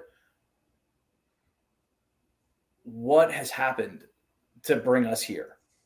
When you send trillions of dollars to other countries for aid, but you can't make sure all of your citizens have food, that won't fucking kill them. Yeah. it's not even the food thing too. It's there's so many aspects that we are neglecting our own citizens on. It's insane. You know what I mean? Like the stuff that happened in Hawaii, those people's houses completely burnt to the fucking ground, and they got like Look what happened in our own $700. state. Hurricane Michael, what was that, 5 years ago? And those people still haven't seen insurance because the state allows insurance companies to go bankrupt. And then, sorry, we don't have Yep. the money Too to bad. pay. Well, what the Dude. fuck was I paying my homeowner's policy for the last decade if you don't have my money? But Bro. you have to have it. It's the law. Yep. Bro, insane. I mean, technically you don't have to have it, but you have to have Well, if you have paid a your mortgage, if you have a yeah, mortgage, you you have to have it. Yeah, you have to pay off your house in full. Yeah, it's insane. It's Yeah. so fucking bananas, Paul. Like it's just and that's the thing too, and that's why I feel like this, like just doing this, what we're doing right now, where we're discussing these ideas, is so important because, like, you know, I think you're an intelligent person. I think you think things through, and I think you probably think the same about me. Maybe not. I don't care. But We're all on but government list right now. You realize that, right? Oh, yeah. oh, dude, one of my chats, and Colton can attest to this. I think he's in the chat too. It's called the FBI watch list. Yeah. Literally one of my chats on Instagram. Nice. And I didn't name it that. Neither did Colton. Nope. But It fits though. it fucking 100% fits. Because like it's one of those ones, if you scroll through after like 2 days, it's just like It's most of all them have been gone. deleted. Yeah. Yeah, it's all been deleted because there's such shitty memes. It's amazing. It's all like it's terrible stuff. A lot of anti-government memes. Go figure, right? But Yeah. it's such a shame. But I feel like the best thing that we can do is just fucking talk about it. You know what I mean? Talk about how these things are affecting it too. You know what I mean? We like, for instance, inflation. You brought up inflation. This state has had some of the worst inflation in the entire country, and like our housing market is like completely stalled right now because no one can afford to buy a fucking house. Colton was forced into buying a house because his rent for his 1-bedroom, 1-bath apartment was going up to like $2,000 a month. It was 12. It went up to 18. I was like, I might as well just buy a fucking house. Where were all the fucking seniors that were crying like, "Don't make my Florida, California, or New York"? It's You ridiculous. fucking let it happen. Like, Mhm. where were you? You voted Yeah. the same people in, and look what the fuck happened. Your governor Mhm. completely ignored all the disasters happening over the last year to run for president, which he just fucking dropped out. Like we make the most money we've ever made, and I still feel poor. Like Yeah. Same. it's My wife ridiculous. and I, we just did our taxes, and we make. It's ridiculous. She has a great job now. She's full time, working for a global company, which is awesome. And we make the most money we've ever made, and we are the brokest we've ever been. Yeah, it's Likewise. crazy. We have a countdown going until Luke is out of daycare. 14 months. 14 And then months, and we will be saving more than our mortgage a month. Yeah. In childcare expenses. Bro, it's so insane. And so like you hear that, like what the cost of childcare expenses are, and then like, you know, you see the issues in the public school, and then, you know, you don't have enough time to research everything you need to research, and then fucking it's so overwhelming to the average household right now. And that has been unanimous with every person I've talked to on this podcast. Like, I don't know if I've talked to one person that's like, oh yeah, no, I haven't even felt a difference. It's like, no, like, And you know what's hilarious about the everyone. whole thing? You know what is hilarious about the whole thing is when you talk to people and you say stuff like this, depending on what their political affiliation is, they will blame the other party. oh, Yep. 100%. It's easier that way. It's like neither one of them care about us. Like, No. why are you arguing over Republican versus Democrat? They're both getting Collectively, rich. they don't give a shit Yeah. about what happened. They collectively have caused all of this. Why can't we demand better? Yep. Why can't we demand a better system? Yep. Because we are brainwashed and manipulated to believe that it's the American dream. And if you don't like the system, leave. You're not American. Because Dude, being and- American means you have to get fucked repeatedly in the ass with no Yep. lube. Oh, and just dude, take it every and day. shut up and be a fucking American and love your country. Like, dude, I just read. go live somewhere else and see how good it is. Okay, Yeah. go look at most of the countries in Europe. Yeah. That have a longer life expectancy, a much like beautiful landscape. Like, come on. In the Really? Caribbean, bro. But so Paul, like, I just read a book called The 4-Hour Workweek, and basically to sum it up as quickly as I can, like, this is written in like 2004 or 2002 or something like that, and the guy basically talks about how you should learn to make money in the United States but live in other countries. And I was like, I mean, you can't fucking argue with that. The cost of living's cheaper. You get more benefits when you live there, and then you can make insane amounts of money in the United States, and that's pretty much all it's good for. I mean, that's pretty much what all the rich people do is they send their money to other countries anyway. They don't keep their money here. Yep. No. For what? Right. So the Just to be government can taxed track to you shit and on take it. more money? Yeah, that's Right, exactly. Yeah. It's and that's why going back to the political thing, like I feel like this might be the first election year where an independent candidate might have an actual fucking shot. But then I start thinking about that. I know you don't think No so, Paul, fucking and way. I figured that was No coming. fucking way. Probably because you're a pessimist. We'll get that in a second. But I feel like a lot I'm a of people are realist, thank fucking you very sick of much. it. Do what? I'm a realist. I'm not a pessimist. Yeah. Unfortunately, in this country, a realist is a pessimist. You're right. Yeah. Same Yeah, you have to be. Yeah, I'm just optimistically pessimistic, but we'll talk about that in a second. And then, so no, but like The country Robert won't Kennedy, allow an independent to win ever. probably It's never not. going to Yeah. happen. No, I probably not. No, we don't have a system that'll set up that way. But I'm just saying, like if you entertain the idea of like Robert Kennedy winning the election and becoming president, like 100% of people that want him to be president all also believe that he's probably going to be assassinated if he does, because he's already had 2 attempts on his life. Like he's the only presidential candidate in presidential history to be denied Secret Service. That's like insane. Every other fucking Kennedy.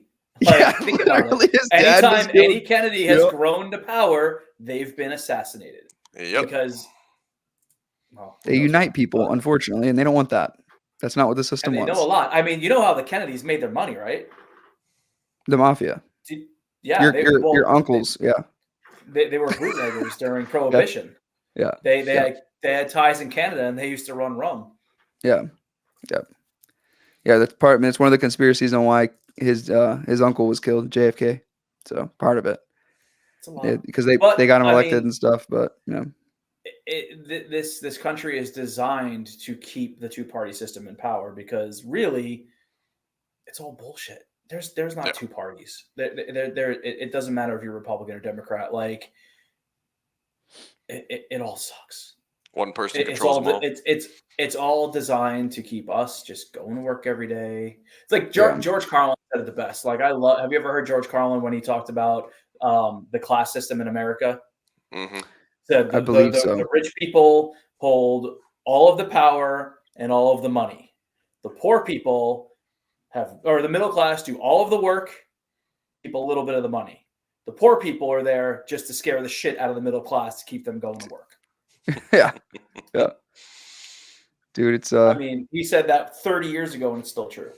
the reason I'm optimistically pessimistic is because I feel like it's all shit, but I feel like it can be fixed. I feel like there's not a point of no return, at least right now. I don't think we've hit that spot, because I feel like there's still a chance where the citizens could, make a turn. It's just going to take Not in a our lot lifetime. of fucking energy. Not in our lifetime. You don't think so? It's not going to happen. No, because it's going to take all the people in power to die. Right? No, but think about it. Think about it. Yeah. It's going to take all of the people that are currently in power now, the 80-year-olds, they got to die. Then their children have to die. Yeah. Maybe Because they're going to take power. Yeah. Maybe their children's children might, Endless but cycle. it's going to take a massive war. Shit's going to have to go really, really bad. Like, it's going to take like a fucking Great Depression times 1,000,000 for this country to wake up and take the power back and be like, no, we are going to establish a better system. I We're think not going to see it. what I'm saying is that I think we're on the verge of it right now, because times right now are harder than it was during the Great Depression, statistically speaking. And I think it's not going to be cleared up anytime in the next 2 to 3 years. And I think that people are It'll getting take fucking 3 sick of it. generations. It'll take 3 generations. No, but I'm saying You know not that. why? I'm not sure you're, because we're talking about 2 different things though. Because I'm talking about where we start to correct the ship, not where we burn it to the ground, sink it, and go get another, swim to shore and build another one. I'm saying when you start correcting, we need to start correcting courses. You'll see corrective little things. You will. I mean, that happens all the time. Things are, usually it's about every 10 to 20 years you'll see little corrective actions. But no, like for things to really change, a lot of shit has to go down. And like you say, like, oh well, statistically speaking, we're worse off than the Great Depression. And on paper, sure, but we're not, because we are distracted by everything around us. Great Depression, they had nothing. They had newspapers. That was it. And most people couldn't even fucking afford to read one or know how to read. You know what I'm saying? Like, it was a completely different time. Now we're living in shit worse than that. But what are we doing? Scroll. Yep. Up, reality TV, reality TV, reality TV. Scroll. Oh, let's go down a TikTok hole, even though China's stealing all of my information and influencing our children to put algorithms in front of them so they can see what, show them whatever they want. New product here. Oh, I need that new $50 water bottle. I don't care if I can get lead poisoning from it. It's all over TikTok. I need it. I need it in every color. I need this new thing. I need this new thing. Capitalism, consumerism, buy. That's all our kids fucking see. And that's all they fucking do. So we might, my generation, who isn't so crazy into screen time and all that shit, we can see the bigger picture, but our kids don't. They've been brainwashed since the second they got a smartphone in their hands. I'm scared as shit for my kid. Yeah. Well, there's that phrase too. I don't know if you've seen the phrase that's been going around popular on social media. It says, the day that you give your kid access to the internet, you're not giving your kid access to the internet. You're giving internet access to your kid. And but that's your childhood stops. All you want. Right. I'm saying they were saying also that your childhood stops when you start getting access to the internet, when you start doing that kind of thing. And like, I know a lot of parents that are, this isn't every parent, but a lot of parents that are just going, they're not going to have a fucking phone until they're like maybe in high school, like maybe of 15 when they start to get a permit. It's not going to matter though. You can't do that. Why can't you do that? You can say that all you want, and some people can, but like we just got Julian his first phone for Christmas. He's 11, and we had to. Why? Because he walks home from the bus stop, which our bus stop is at our community clubhouse, so it's about a 20-minute walk away. He walks home from the bus stop every day because Christy and I are both at work, or he's doing extracurriculars after school. There's too much unsupervised time of his, and I need a way to get in touch with him. Yeah. So if you don't give your kid a phone, what does that reality look like when they're of age to be going to do stuff independently, but you have no way to contact them or track them? Yeah. I mean, let's be honest. The main reason we got Julian a phone is not because we wanted him to have internet. We wanted a way to track him and him to call us if there's an emergency, not, hey, I have a Wi-Fi only device, so I need to get on Wi-Fi, or, oh, can I borrow your phone? Or no, I need direct contact with my child because I'm not a stay-at-home parent. Right. So you were a latchkey kid, weren't you, Paul? Where you could just come and go as you pleased when you were his age? Like you didn't have cell phone? The world's a different place. Yep. Much different place. But especially in going back to what I was saying, a lot of people are homeschooling because of those things. Because of what you're just saying. We couldn't homeschool if we wanted to. How? How can you homeschool a child? I get it in high school, sure. Or even in middle school. Throw them on Florida virtual, throw them on virtual school or whatever, to get the core curriculum. That's fine. But how are you going to do that, Kate, in elementary school and still work full time? That's the thing. A lot of people are like, a lot of my friends, they're going down to single incomes and one person working. How can you afford that? Could they live with their parents, or they have bought a house in 2019? What I'm saying, a lot of people are saying, I would rather we bought our house in 2012 and we could not afford a single income. For instance, like speaking directly about myself, I can't speak for everybody, but just myself, like I would rather work 2 jobs and live with my parents so that my kids could be homeschooled than to have both of our incomes just to barely be able to enjoy small windows of a day. Like I would rather but you have that luxury to be able to do that. Not a lot of people. It's because you say luxury, but it's not a luxury. It requires a lot of sacrifice. What if your parents have a 2-bedroom house and you're a family of 4 and your parents are 2 people? How are you going to live with your parents? Bunk beds. You think I'm fucking kidding? I'm not joking at all. My wife has four siblings. Fucking That sounds terrible. horrible. Yeah.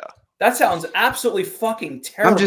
Then rather sending your kid to public school, fuck that. Like, but it depends on what you. I love my parents so much. I would never in a million years dream of my whole family living together in one space. Right, but there's a cultural thing too, because like I said, so my wife grew up in a 2-bedroom dirt floor house in Mexico with 4 older brothers and a mom and a dad. That was in one house. That was normal. Like when you go to these other cultural places, like have you ever been to Jamaica? Like the entire families live in houses together. Like that's normal in other cultures. It's not normal in our consumerism culture because they don't have the same like values. But like my mother-in-law, she stayed home with all 5 kids. I mean, they still went to school and stuff like that too, but it's just a thing where I'm doing that is to say that some people are just so fed up with how normal is right now that they're going, I'll fucking do anything to not be normal. I'll work 2 jobs. I'll do what I have to do. And it's not a luxury thing. So people think it's like a luxury, like, oh, he makes enough money to do that. It's like, no, we value that so much that we give up other things. There's no such thing as a good decision. There's just trade-offs. And that's essentially the trade-off I would be willing to make. I call it a luxury because by luxury, I mean you are lucky enough to get along with your in-laws. You're lucky enough to have a situation where they could take you in, or you could create that little cultural family. This is all we care about. And we're gonna raise our own. We're gonna do this together. Some people don't have that. That's what I'm saying is like you have the luxury to be in that position where you do.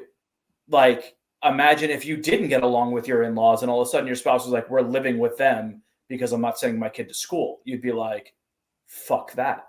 Because maybe your in-laws drive you absolutely insane. Maybe they don't have the same cultural values you do.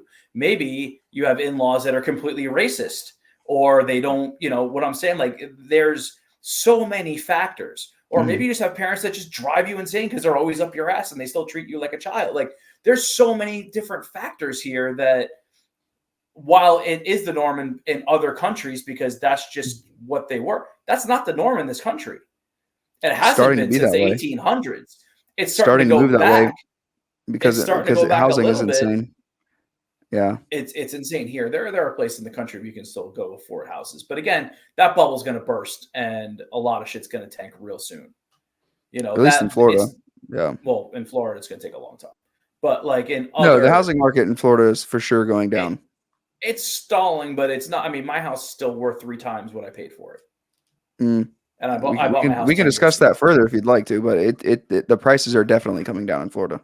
Like they're coming down, but they're not coming down as fast. Like think about, well, you were young, but like 2000. Not enough people have gotten fired yet for them to come down at the speed at which they need to. I'm not joking. I mean, businesses haven't had to refinance their business debt to higher interest rates yet, and when they're forced to do that, which will be later this year in 2024 and 2025, a lot of business loans are coming due that are going to need to be refinanced at these new interest rates. And once they do, the businesses are going to have to start cutting their biggest expense, which is typically labor. And once they start to actually fire people, then there's going to be an actual the inflation was so terrible. What businesses are you talking about when you say that? What businesses are you talking about? You talking about small businesses? Businesses in general, even corporations, because too. these major corporations, that they're not going to feel that at all because they can just fucking get rid of their debt. They do that shit all the time. They get bailouts. Right. I mean, you know what I'm saying? So like when you think about that, like who is the largest employer in our state? Do you know? Probably the state of Florida. So all the state employees aren't going to suddenly get laid off because tax dollars are still pouring in. And then when you talk about like, okay, so when you look at the companies, you have places like Amazon that have a huge foothold in Florida. They're not going to feel that. Walmart, they're not going to feel that. I mean, all of these gigantic, Florida is a tourist trap. You have all, the restaurants might feel it a little bit. Sure. What's going to suffer are your small mom and pop places. But when they go out, people will get laid off, but a new big corporation will just take over, or a new big box store will open up and they'll get right back into the job market. And a lot of people down here are selling fucking insurance and doing real estate and working in the medical field. the people that are making money in Florida, like all the people in my neighborhood that I'm friends with that make way more than I do, because I have no business living where I live. We got a fucking short sale on our house, which is the only reason why we can afford this neighborhood. All of these people, they all work from home, and they either do real estate or they do insurance. Right. That's all they do. But in saying that, even big businesses still have debt, and these not all of them can just take that money and redo it. But like you've seen it with big businesses like Amazon, you've seen it with Apple and stuff like that, where they're already laying off people. And who are they laying off though? Are they laying off their big money people, or are they laying off their like low level warehouse workers? Worker bees. They're laying off the worker a lot bees, of and a most lot of of the worker special bees. project stuff that they were like experimenting with. A lot of the programmers that were programming for a project that is something that they didn't know. They're getting rid of their extracurriculars and really focusing on their bread and butter. All that to say though is that we're going to relive 2008. It's going to be something completely different, but I really feel like that's going to be what's happening because people haven't, with the high inflation period that we went through, people typically live at their income, and all of a sudden their income stopped being able to do what they were able to do with it previously. And most people don't have the wherewithal in their budget to withstand that increase in price. So they're already stretched thin. Savings are at like a historical low. Credit card debt's at a historical high. And all of a sudden you're going to take away income from the businesses with these higher interest rates, and these businesses are all of a sudden going to be like, well, number one expense on every single business is, just to speak generically, is their employees. So if they're going to have to 100%. cut expenses and to absorb that the easiest, they're going to have to lay people off. Once they lay people off and household income struggles, that's when I think it's going to really, really start coming down to. Because my generation can't buy houses right now. They just can't. Unless you bought a house in 2019, you're fucked. Yeah. Oh, yeah. What do they say? Like in the state of Florida, you have to make over $225,000 or $250,000 a year to even qualify for a loan for a house. That depends on the house, but it's typically about 120 to 150, which that's a fucking stellar income. If you look at what a house that's under 250 costs, you don't want to buy that house anyway. Oh, no, even 250. No, I'm saying I think the average household the average single family home, like what most of us would have grown up in, those homes are running about anywhere from like 400 to 450,000. Yeah. And to qualify for that, you'd have to make anywhere from 120 to 150, and that's to be house poor. That is to be able to only work, to go home and not do anything fucking else. That's to be house poor. So that's right now. I mean, then you got to live a normal life. You have to make 200 grand. Yeah, you have to make 200 grand a year. Which changes, goes up every year. Your fucking escrows are going to go up constantly. I can't even tell you the last time we were positive on our escrow on our mortgage. We always have to pay out at the end of the year. Ours just went up $350. Yeah, my mortgage went up. Our monthly payment, $200 a month. Our monthly went up because our homeowners went up and our property taxes went up. Yep. What are you going to do? Not pay the homeowners insurance? Like you said, you can't. I have to. I have a mortgage. Yeah, and there's no as far as homeowners insurance goes too. There's even less competition, so prices can be whatever prices can be. What are you going to do? Not pay it? Fuck you. They know they have literally like a boot on your neck. You have to pay it. You have no options. You don't get your homeowners, then your house is now a lien on the bank, and you can lose your house. They can repossess it. Yep. And then car insurance. Have fun with that. Have you seen my car insurance just doubled almost, like out of nowhere? My parents went up like 25%. Like they have one car between the two of them. Electric bill went up by 30% or more. It's like every single like line item on your budget, gas, groceries, everything, insurance, everything has gone up except for the wages in relation to it. It's insane. Get that 3% raise every year. They're pressure testing this economy, and it's gonna fucking snap. Like I love that Warren Buffett phrase. It's like when the tide starts to go out, you're gonna find out who's skinny dipping. And I really believe tide's going out right now. We just haven't found out who's been skinny dipping just yet. That's gonna hit soon. Oh yeah. Paul. And then who are people going to blame? Why are we depressed? The government? Yeah. I blame Brian. Well, no. That son of a bitch. People aren't going to blame the government per se. People are going to blame the other party. The other party. Yep. It's not the government as a whole. They're going to blame the other party, and it's just going to keep dividing us even more. And again, nothing's going to get fixed. Yep. Paul, why are we so pessimistic right now? or realist? Realistic. When did those Realistic. become It's the same synonyms? thing. When did Same those thing. become synonyms? It Right? is. I mean, it's everything follows cycles, man. We've seen it all before. We lived through this shit before. Yep. The only difference now is there is a class war on top of it. A culture war on top of the class war. That's the only difference. Is now it's not just the middle class versus the wealthy. Now it's the middle class versus the other half of the middle class, because now all of a sudden the way this generation is living is not right because the old generation had it right. I mean, think about all the shit that went down in the 60s. All right, think about the whole civil rights movement. Very similar, right? You had one class of citizen or one culture of citizen going against another to fight for equality. We're kind of seeing that again, but this time we're being pitted more against each other than we were before because we have more distractions. There's more outlets for technology to get to us, to keep manipulating us the way the powers that be want to manipulate us to take all of the attention off them. And that's why I don't have hope left. Like I don't. I just at this point, all I can do is control the controllables. My father-in-law came over for dinner the other night, and he was talking about he was freaking out over the national debt. And I just started laughing at him. And he's like, why is that funny? I'm like, because it doesn't exist. It's fucking air. You can throw as many numbers as you want. What is there like? I forgot what the exact number is, but obviously in gold in our country, I think there's only like $9 trillion in gold total, like something like that. If like all the world started suddenly trying to cash in their debts with America, it's impossible. The money doesn't fucking exist. They keep writing money, hence the inflation. Yeah. But like the national debt doesn't affect me at all. Yeah. Why does it affect me?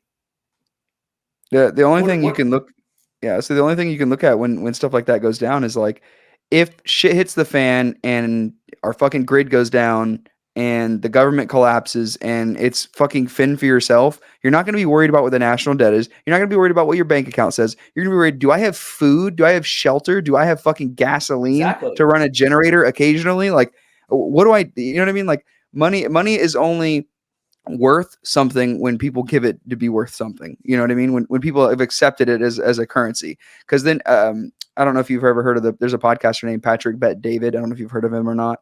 But one of the things he talks about is he compared economically, like there's another country, I forget which country it was, but they experienced oh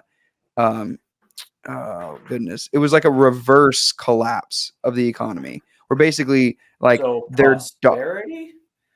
No, like a reverse collapse. No, I know, I get what you're saying, but no, basically it's where everything great. We're reverse collapsing. Sorry, I forget what the term was. I'm butchering it right now. I saw it on YouTube, but basically the dollar went where like it just the floor fell out on it, where you couldn't buy anything anymore. So it's like, yeah, everyone's making more money, but that money doesn't do anything, kind of thing. And so like America right now.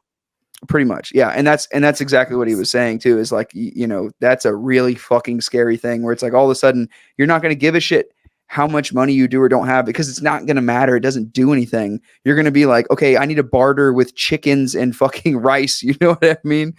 Yeah. It's insane. Bro. I mean, to the Native Americans, clams used to be currency. Yeah. Really? I mean, but that's the thing is like the national debt, like what do you think? Like all of a sudden they're going to be like, oh, we want all of our money. And we're going to say, fuck you, come get it. Good luck. Yeah, right. Like you're like, you're about to find out why we don't have healthcare, affordable healthcare here. Send like the fucking bomber over. Exactly. That's the thing is like, all these media talking points, all these political talking points that put everybody in a frenzy doesn't affect your day-to-day life at all. No. Too many people worried about what happens in the White House, not their own house. Exactly. Like it means absolutely nothing to your day to day.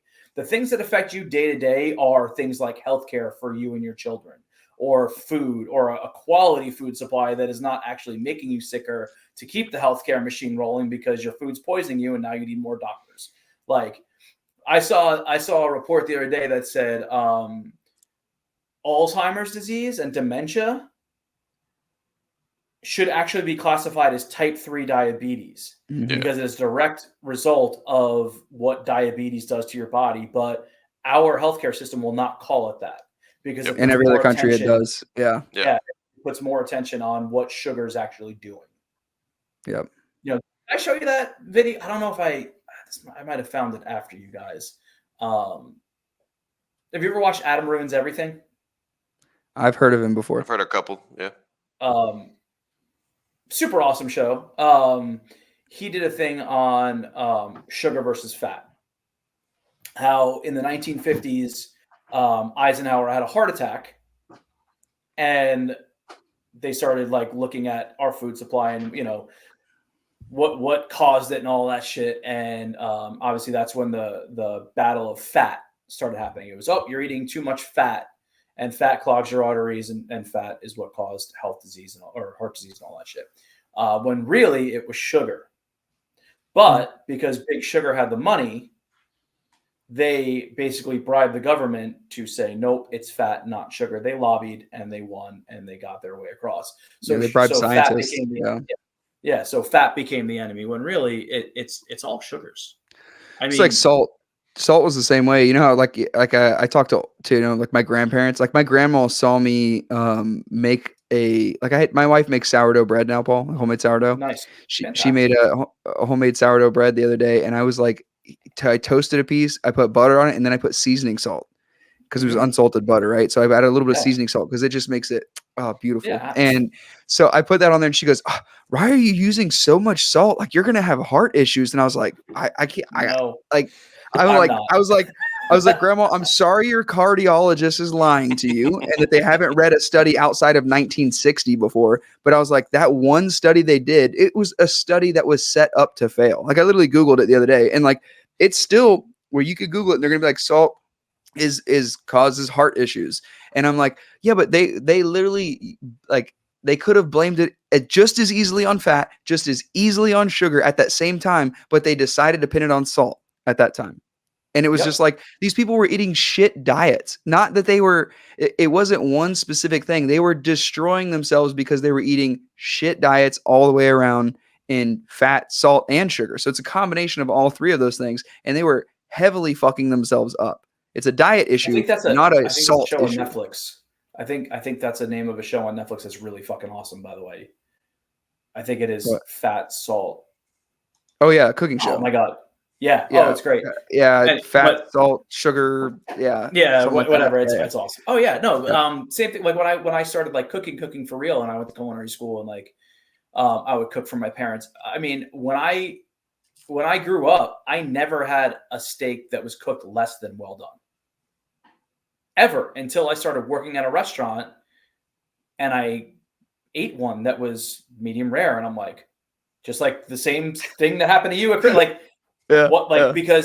Because my father refused, and he still to this day he won't eat it less than medium well is as low as he'll go, and he keeps trying to, and like he'll argue with me and be like, it's not good for you, and I'm like, what the fuck are you talking? Do you realize that the more you cook a steak, the less good it is, the less nutritional value you have. Like you cook a well done steak, you cooked all the nutrients out of it. Yeah, and like same thing with salt. My parents. My mother is a phenomenal cook. She does not use salt in her cooking at all. I have to salt everything. And I always there's always table salt on our table, and I would always salt the food. And even still, my dad would always get salt. Like, you can't have too much salt. You can't have this, you can't have that. And I'm like, you're wrong, buddy. Like, it was dispelled. Like, it's not 1985 anymore. Like, this shit is like, no. Yeah. Like, you literally, it's like, how do I have a conversation with you right now? It's like, no, but I respect you. It's almost like you want to just walk up and hug them and be like, "Thank you for caring about me so wrongly." You know, stop. It's like I get it. You're coming from a great spot, but it's a very uneducated great spot. Yeah, I mean that's the thing. It's like, okay, so if we were eating so healthy growing up, why was I always overweight? Like, those two things don't. Because you salted your food, Paul. Because you salted your food. You son of a bitch. Red meat undercooked and salted my food. Yep. Yeah. It's nuts. Nobody talks about the process. Bullshit. Yeah. The things I used to think was healthy as a kid, like now knowing what I do, I used to think sandwiches were healthy I used to think that granola bars were healthy. I used to think cereal was healthy. Like just those three things in and of themselves. Like you look at those things now, I'm like, those are fucking cheat meals. Like if I ate a sandwich every day for lunch, which is what a lot of people did back then, if I had like a legit sandwich and fucking chips and a granola bar every day, most of the time I'm gonna be over fucking weight. Most of the time. But again, that is what is made convenient and available to us. Yep. You know, it's a lot of people don't have the time or the freedoms to buy organic. It's too fucking expensive. Are you kidding me? If you can't hardly afford regular right now. If you bought solely organic groceries, oh my God, you'd be spending $200-$300 every time you walked into a grocery store. Yeah. You know, and then have the time to cook for it. one person. Yeah, for one person too. Oh, yeah. Family of 4, that's $800. You better fucking correct your terminology. If I only had to there, worry bud. about myself, it would be a different story, you know. But like, as of right now, I'm cooking 3 different dinners a night. You know, it's insane once you throw kids into the mix. You know, and what are you gonna do? They have to eat. So it's like, am I like after this long ass day, am I really gonna sit here and argue with my 11-year-old that all he wants to do is eat chicken, mashed potatoes, and corn every fucking day? Like, no, like here, just it's easier just to make it in batch and heat it up every day for you. Like, yeah, and then we have subsidies for corn and soy, and so instead of getting rid of those subsidies from the 1945 or whatever, basically it was World War II when we subsidized those crops, and instead of getting rid of those subsidies, we just are like, oh no, we have so much corn, we need to turn corn into everything. We're going to use it for our gasoline, we're going to use it to sweeten our beverages, we're going to use it. Yeah. Like I'm surprised there's not like cloth that's made from corn, but there probably fucking is, and I just don't know about it. Probably. Maybe from the husks and shit. Like who knows? Yeah, maybe that's what like spandex is. It's just corn. I don't fucking know. Just corn I don't know. Fuck, I don't know, dude. What would you be surprised if you saw a documentary that came out? You'd be like, "Fucking makes sense. Fucking makes sense." You know, that's why ethanol is a thing. Yeah, corn. Fucking corn, bro. And it's fucking delicious. Corn cooked properly. What's your favorite? What's your favorite corn dish, Paul? From the cusp. Oh, cream corn. Cream down. Corn. Jeez, Pete, dude, you vanilla white bread guy. I like that elote, dude. I'm biased. Yeah, I mean, elote is great, but no, I love me some cream corn. In fact, our appetizer dish this year had jalapeno cream corn on the bottom. It was great. Okay, so to bring us full circle, yes. So ProStart, what was your meals? Oh yeah, the government shit. But tell me, let's talk about positive. Let's end on positive things. Let's talk about positive. So ProStart. Okay, so entree was a shrimp cake. So we diced up some shrimp, sautéed it with red peppers, celery, some shallot, garlic. Then made a cake out of it, panko breadcrumbs, a little bit of Old Bay, a little bit of cayenne, a little bit of hot sauce. So it did have a little kick to it, but not much. Golden brown, super crispy. We put that over jalapeno cream corn, and we topped it with a microgreen salad that had like a bacon vinaigrette dressing. So yeah, shrimp. Sounds complex. Bacon, jalapenos, corn. It was delicious. Sounds complex, Paul. You should have kept it simple. Still pissed. I'm still salty. So I'm still salty about my ProStart year when we made the fucking best dish I think I've ever had, and they were like, "Oh, it's too complex." I'm like, "Last year you told us it was too simple. What do you want from us?" Sorry, still salty. I'll never live that one down. I know. For doing it so long, I know how to play the game. Yeah.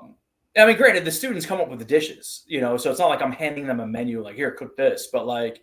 When it comes to competing and like how to tweak things, I know what the judges want from being in that tasting room so many times.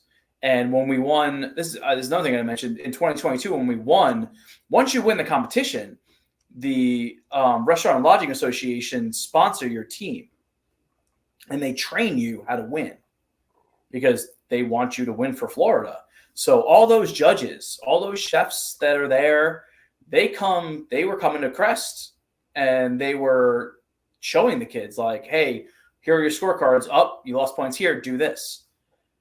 Hey, organize your station like this. Hey, break down like this. Hey, make sure you have a container for this. And they are training the kids how to, so after that happened, I'm like, oh, all right, I know what you guys are looking for now. We're just going to do this every year. And we scored really high. So that helps a lot too. Our entree, we did a pecan crusted red snapper that was served over saffron couscous that we had jalapeno and red peppers in. We did asparagus and blistered tomatoes with it, and a pineapple beurre blanc, which Oh man, it's so good. pineapple beurre blanc. Yeah, That sounds insane. It was insane. I was so With the skeptical, fish? and then With yeah, the I fish was though, that so- sounds so good. I mean, pecans, pineapple, saffron, a little heat from the jalapeno. I mean, you got everything. You got sweet, you got salty, you got spicy, you got nutty. I mean, it just checks all the boxes. Dude, that sounds dope. And then dessert was a rolled chocolate crepe. So you ever see like those crepe cakes now that they make? They're like 23 layers of like crepes with cream, and then they stack them up to make like a cake. Oh, you should Google them. They're freaking cool. That sounds dope.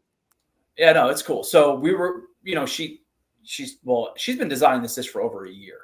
It started with like a chocolate cake, and like it just somehow got molded into the. She wanted to do a layered crepe cake thing, and then she saw like when she was trying to figure out like how to plate it, one that was like rolled up, and when you cut it, it looked like a Swiss roll. So she did the chocolate crepe, and she did an orange cardamom mascarpone cheese with with walnuts in it. Rolled it up, cut it, so you got that Swiss roll appearance. Then she made this vanilla bean orange sauce that was really good, paired with a raspberry coulis. So she paints the plate with like the orange and the raspberry, and then we took orange slices and bruleed them with sugar, so they have like that little crisp edge. Awesome. And then the pop of the juice when you eat them, it's great. And she did some fresh raspberries and then candied walnuts on the bottom. So in saying all of that, in all the years you've done Pro Start, because separate of the judges and the actual competition itself, what was your specific favorite like entree, appetizer, dessert, or do you have one specifically, or they've just been all insane? I'm gonna say this is my favorite appetizer. My favorite dessert will probably forever be Emily's pomegranate poached pear. Entree is tough. I really liked your entree. The pork one or the duck? The pork. No, the pork. The pork. Pork was insane for sure. I'm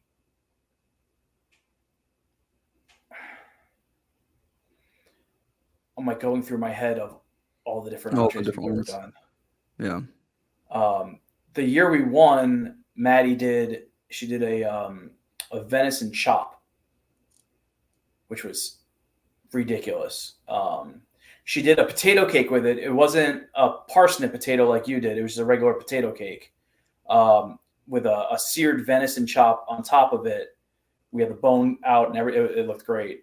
She did a shiitake mushroom demi and like this like vegetable medley of like zucchini, squash, tomatoes. It sounds very similar in like a parallel kind of thing of what my dish was, right? Not obviously it's very different, but I'm saying you had the potato and the you had the parsnip potato cake. That was pretty much the only similarity. I mean, you had the pork. I was saying like you had a pork loin's a redder meat, just like similar to venison is, and then with the mushroom cream sauce and the potato cake, and then I mean there was a vegetable, I guess if you could consider that. Bacon wrapped Brussels sprouts, right? Or did you do you had the bacon wrapped date and you did Brussels sprout leaves, right? Bacon wrapped artichoke heart with a date gas streak. That's with a date gas streak, and then also it was on top of the Brussels sprout leaves. Yes, and that was kind of off to the side. I remember. Yeah, I do remember that. Yeah. We didn't like a line, but I mean, side by side, there because she did the mushroom demi-glace, so it was that brown sauce. Oh, okay, yeah, yep. It was more like it was a veal demi. Those two stand out. I know Danny did. She did a veal tenderloin with saffron risotto one year that was okay with these like glazed carrots. Judges did not like that too much. I so miss that Scotch egg. That was probably one of my favorite things ever. Chorizo wrapped Scotch That egg. Adrian did. Yeah, that appetizer. Oh, that Yeah, was that so was good pretty with good. that. That was pretty good. What was that? What was underneath it? It was the Scotch egg and it had fucking. Was it like a gumbo underneath it? Like a vegetable Yeah, it gumbo was. underneath it? It was. No, it was a corn makshu, or I think we called it a corn gumbo. Maybe I don't. No, I think That was makshu. good. I think so. Yeah, no, I think it was a corn. Yeah, they called it a corn gumbo. That's what it was. But yeah, it was a makshu. Fucking so Yeah, good. that was a good one.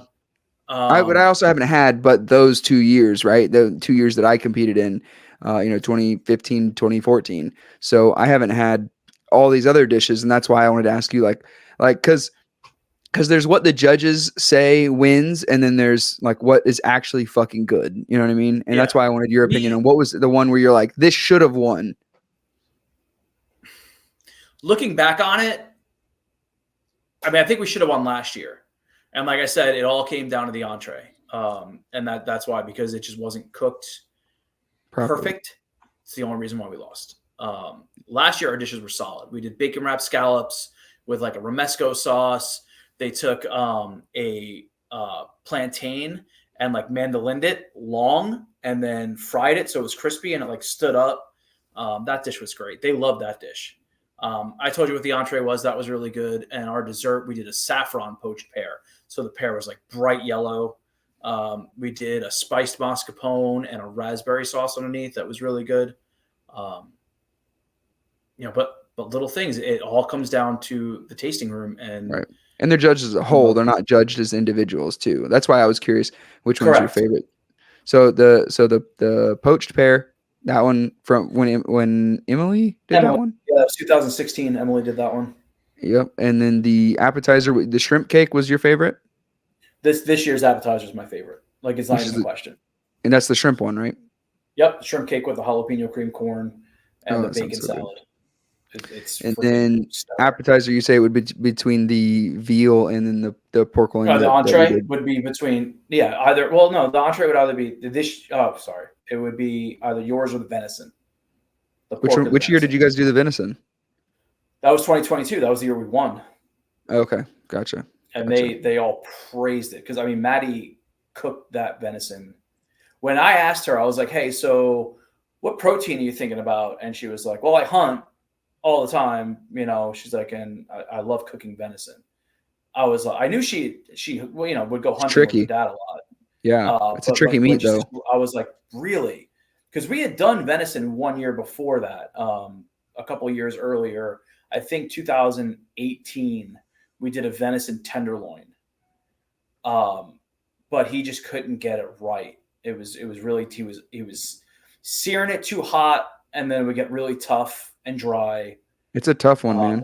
Yeah, but because we kept it on the bone and she knew what she was doing because she grew up cooking and hunting venison. I mean, every judge that ate it was floored. They're like, this is outstanding. Where did you guys get the venison from? I'm assuming you couldn't.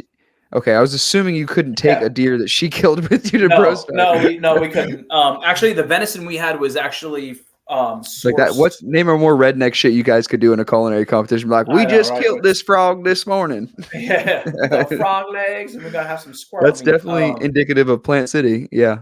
And ironically enough, the venison we sourced through Cisco, I believe, is from New Zealand. Most of it is. It wasn't domestic. Most of like elk, if you get elk sourced from a place like that, it's most of the time it's from New Zealand. A lot of the exotic meats. My lamb too, or Australia or New Zealand. Yeah, it's insane. I don't know why we can't do that here. There's laws, but we don't need to go back there. I mean, you can get domestic lamb. I don't know, because most of that comes from Colorado. So Colorado lamb is like regarded as some of like the best quality lamb you can get in the States.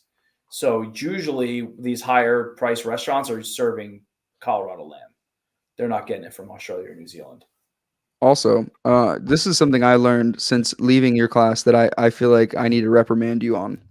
So you need to change this if you haven't addressed the situation. That's why I wanted to tell you about this. So it's very important to me too that you fix this. I have recently learned. We used to talk about Michelin star restaurants, and I recently learned that when you told us that, I was like, "Oh, it's something completely separate of the tire company." No, it's the fucking tire company. Yeah. Michelin. You never told us that, though. I feel like that's pertinent information because I've just been I living thought my that whole was life. obvious. They're two separate companies. I'm like, I guess they're both named Michelin.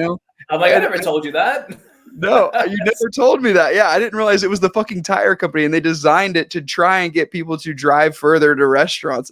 I didn't realize Yeah. that. Like, I never put that together. I saw that on a reel once, and I was like, Oh, I need to mention this to Paul. What a dick for not telling us this stuff. I'm I just thought kidding. it was obvious, dude. I thought Michelin, like Michelin, No. Michelin. It's Michelin obvious Man, right? now, but I was like, of course it's not the fucking tire company. Of course, like Yeah, that. there's a lot of. I was literally like, don't voice this because that's stupid, and you're gonna get made fun of. Like, what you think a tire company's rating restaurants? And I'm like, you're right. That was dumb. Oh no, yeah, no, that's what they do. I mean, there's a lot of That's debate. They so Tampa just got they have 2 Michelin starred restaurants right now. One is called Roca, and that's an Italian restaurant in Tampa, and then I forgot what the other one was called. But there was a lot of debate. One restaurant got an honorable mention from some of the big chefs in Tampa. Some of them were like, because once it came out that Roca got their star, they got a lot of chef reactions, and some people were like, "Oh my god, it's an honor! It's amazing! Thank you for Michelin's finally recognizing Tampa as like a food destination." And other ones are like, "Who gives a fuck what a tire company says?" Yeah. Like it's an outdated old man's club, really, is what it is. Sure.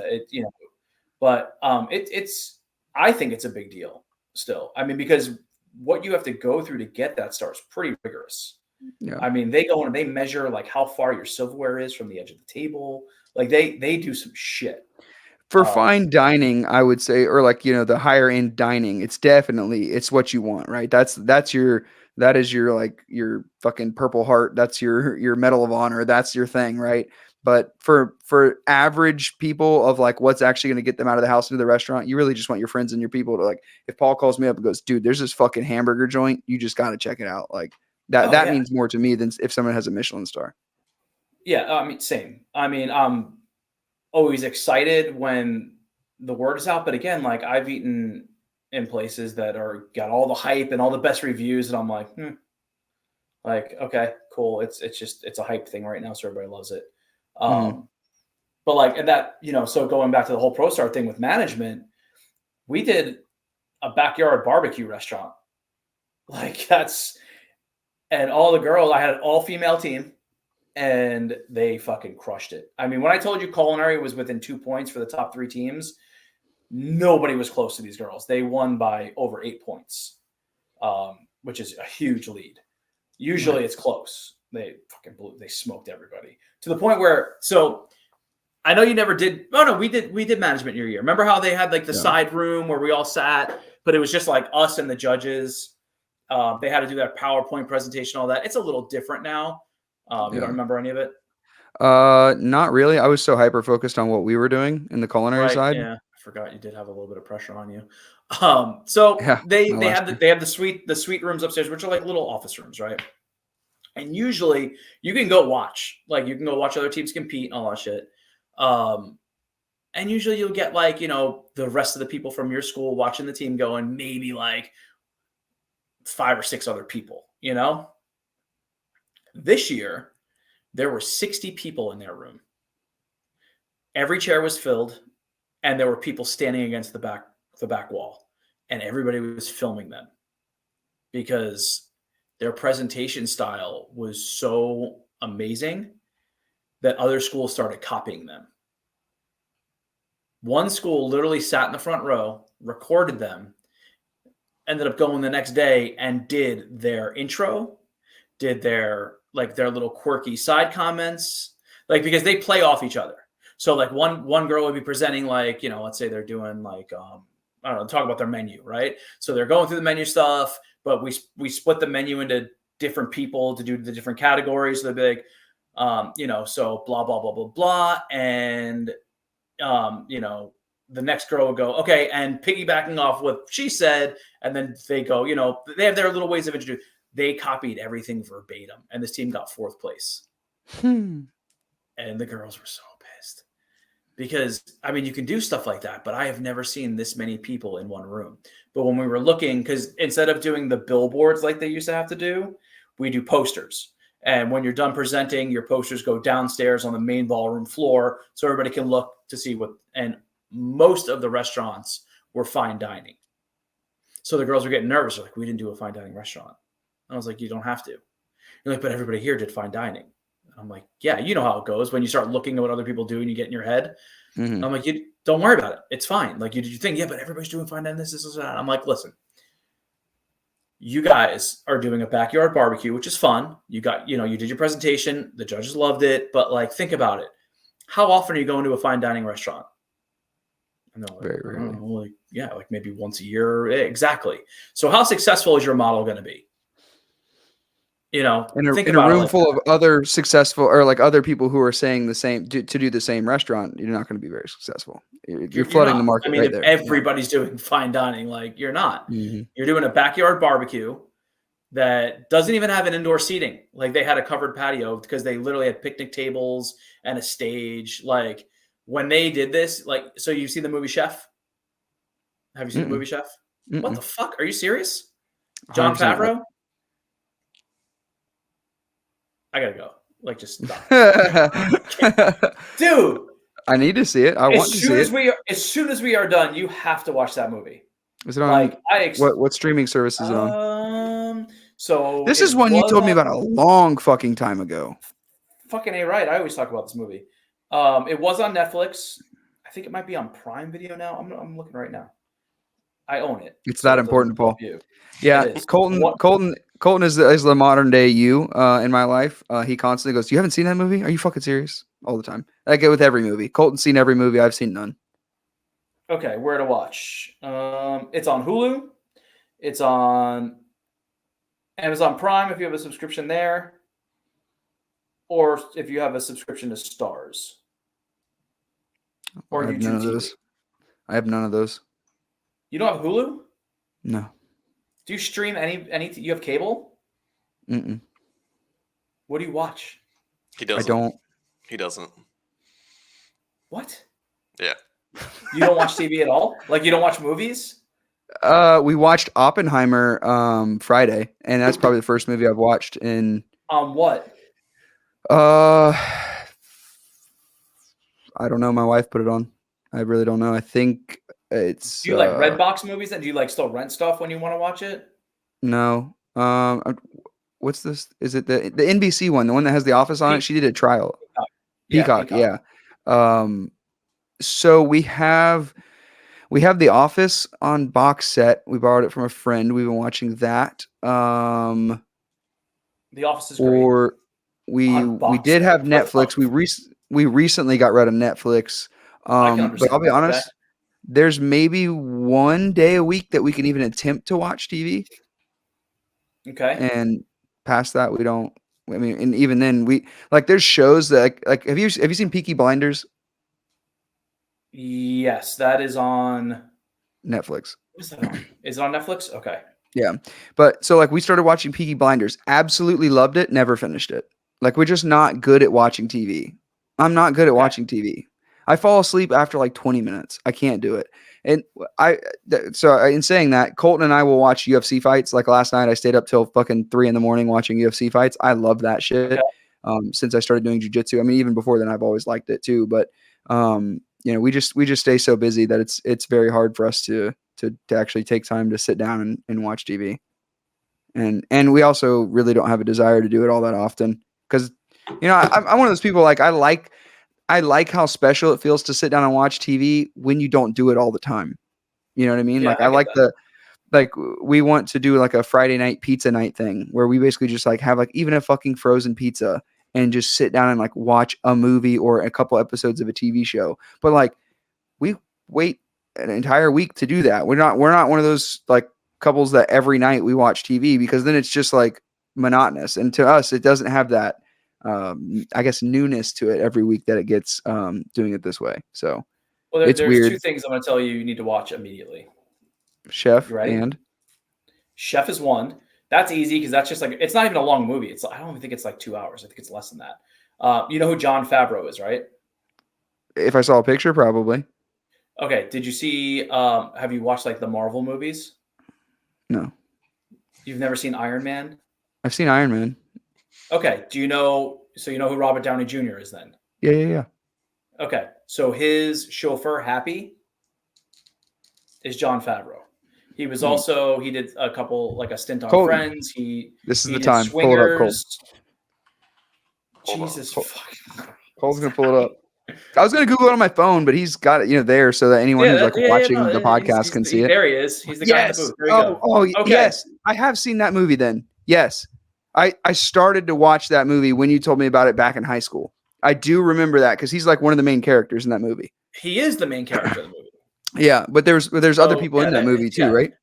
Yes. Yeah, John Leguizamo's in it. Scarlett Johansson is in it. Sofia Vergara is in it. Robert Downey Jr. is in it. I did not finish it, but I did remember starting to see that movie. I have not finished it because it was on Netflix when I watched it. It was on Netflix for a very long time. Yeah, it was. It is probably one of my all-time favorite movies. It is just amazing.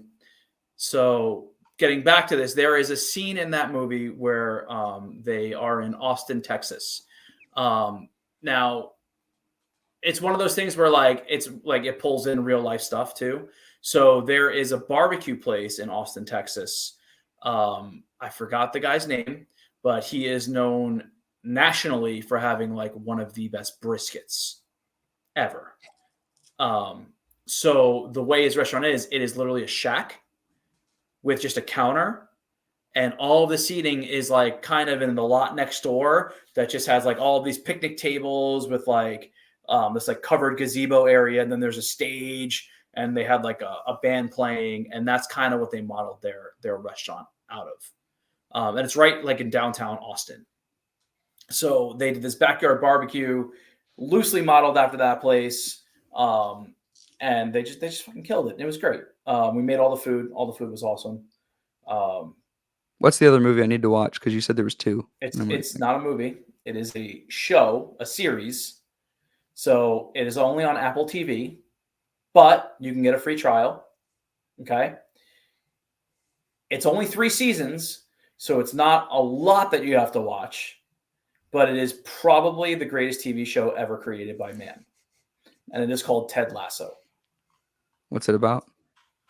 It is about an American who goes to England to coach a premier soccer team. Now, I don't know if you know much about football per se, but a premier soccer team in England would be like coaching like an NFL team here. Right. Yeah, I know it's a big deal. So he has never coached the sport, doesn't know anything about it. He was hired by the ex-wife of the previous owner, where she got the team in the divorce.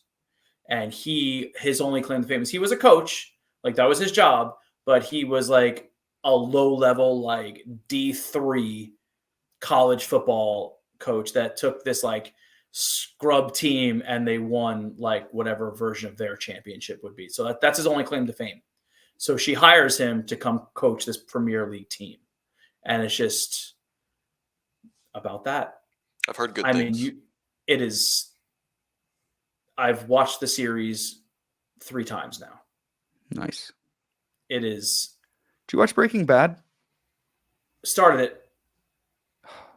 It's like the only show you've ever watched, Ryan. I know. We've had this conversation. We had this when you were in high school. You told me to watch it. Well, and we did. Christy and I started it. I think I watched like 4 episodes, and that was it. Yeah. It was so that the reason I was asking is because they've recently did a spinoff show too about his lawyer called Better Call Saul. Fucking phenomenal. Oh, it's so Bob Odenkirk. Bob Odenkirk is amazing. I love Bob Odenkirk. Yeah, he got his start. He's a comedian. Now that you tell me that, yeah. That he got his start on a show on HBO called Mr. Show with Bob and David. Bob Odenkirk and David Cross. David Cross, you might know as Uncle Ian from the Chipmunk movies. Mm-hmm. Alvin Chipmunks. Okay, so and it was a sketch. Okay, so it was a sketch comedy show. Jack Black got his start on it also, and basically it was loosely scripted. A lot of it was improv. Mhm. And what the creator of SpongeBob was a cast member on that show also. Oh, nice. And basically the way they did it was all of their skits tied in to one another. So like how one skit would end, like let's say it was like they go through their little skit, and then let's say there was a guy in a suit and he like runs out the door to end the skit. The next skit would be like him from the other side running out of that door, and then something new would happen. So Oh, that's everything cool. tied together. Yeah. It was great. It was very, very dry comedy, but it was a great show. I think it ran for like 3 or 4 seasons on HBO in like the early 90s, Mhm. early to mid 90s. So Chef, Anyway, I and love then it. Ted text, Lasso. yeah, text me that because I I'll want to. text you that right now. Yeah, please do because It I'll try. is. I will give it a shot. I will give it a Um, shot. Colton, don't laugh at me. Colton's laughing at me right now. I almost want to like put it on right now and just share my screen. I mean, I'll tell you right now, Ted Lasso it's such a moving show. It's not, I mean, it's funny. It's sad. There is great character development. You're just watching somebody's journey, and it's about just the connections they make with people. It's inspiring. It's amazing. Yeah. And ends beautifully. It's not like one of those series that you're just like, fucking show was great until the end, it's perfect. Yeah, It's perfect. that's It just so. ended too last March.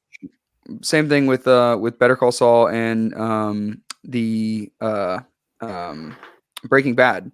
So the way those ended too, it's just like I don't know in my mind, and obviously when I watched those shows, I literally felt like I was like, I don't know how these could have been better. If you can get hooked on watching, like if you get 4 or 5 episodes deep, or if you can get past like the first season, because a lot of it's character development. First of all, Colton, a season is not 24 episodes. I just want to put that out there.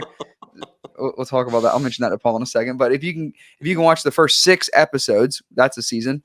It's just those are like I don't know. My wife and I have watched it separate and together, and we both have literally agreed it is so like even if you know what's going to happen, they're fucking amazing TV shows, and they're very highly rated from critics too. If you even care about that shit. Meh. The credit thing I don't get it. I watched them and I was like I don't really like shows like that so much. I related it to. Have you ever seen the show Weeds? No. That might have been a little before your time. It was on Showtime originally, and it was about a family. The dad dies, like surprise death, because they're like maybe in their 30s. They have 3 kids. They live in like California in like a really upscale neighborhood, but she was a stay-at-home mom and he made all the money and he dies suddenly. And to try to survive in their neighborhood, she starts selling weed to like make ends meet. And it's just about like that. And it gets pretty intense. I mean, once you start entering the drug world, as in Breaking Bad, you see there's like, a lot of strife, a lot of, competition and going against the rival stuff. And, I can watch it, but like, I'm not going to get super sucked into it. It's like, if it's on in the background, I'll maybe stop and watch the show. It's not a new concept. Yeah. It's not a new concept to you anymore. Yeah. Cause Breaking Bad, when I did watch it, it was a new concept to me because I hadn't seen Weeds.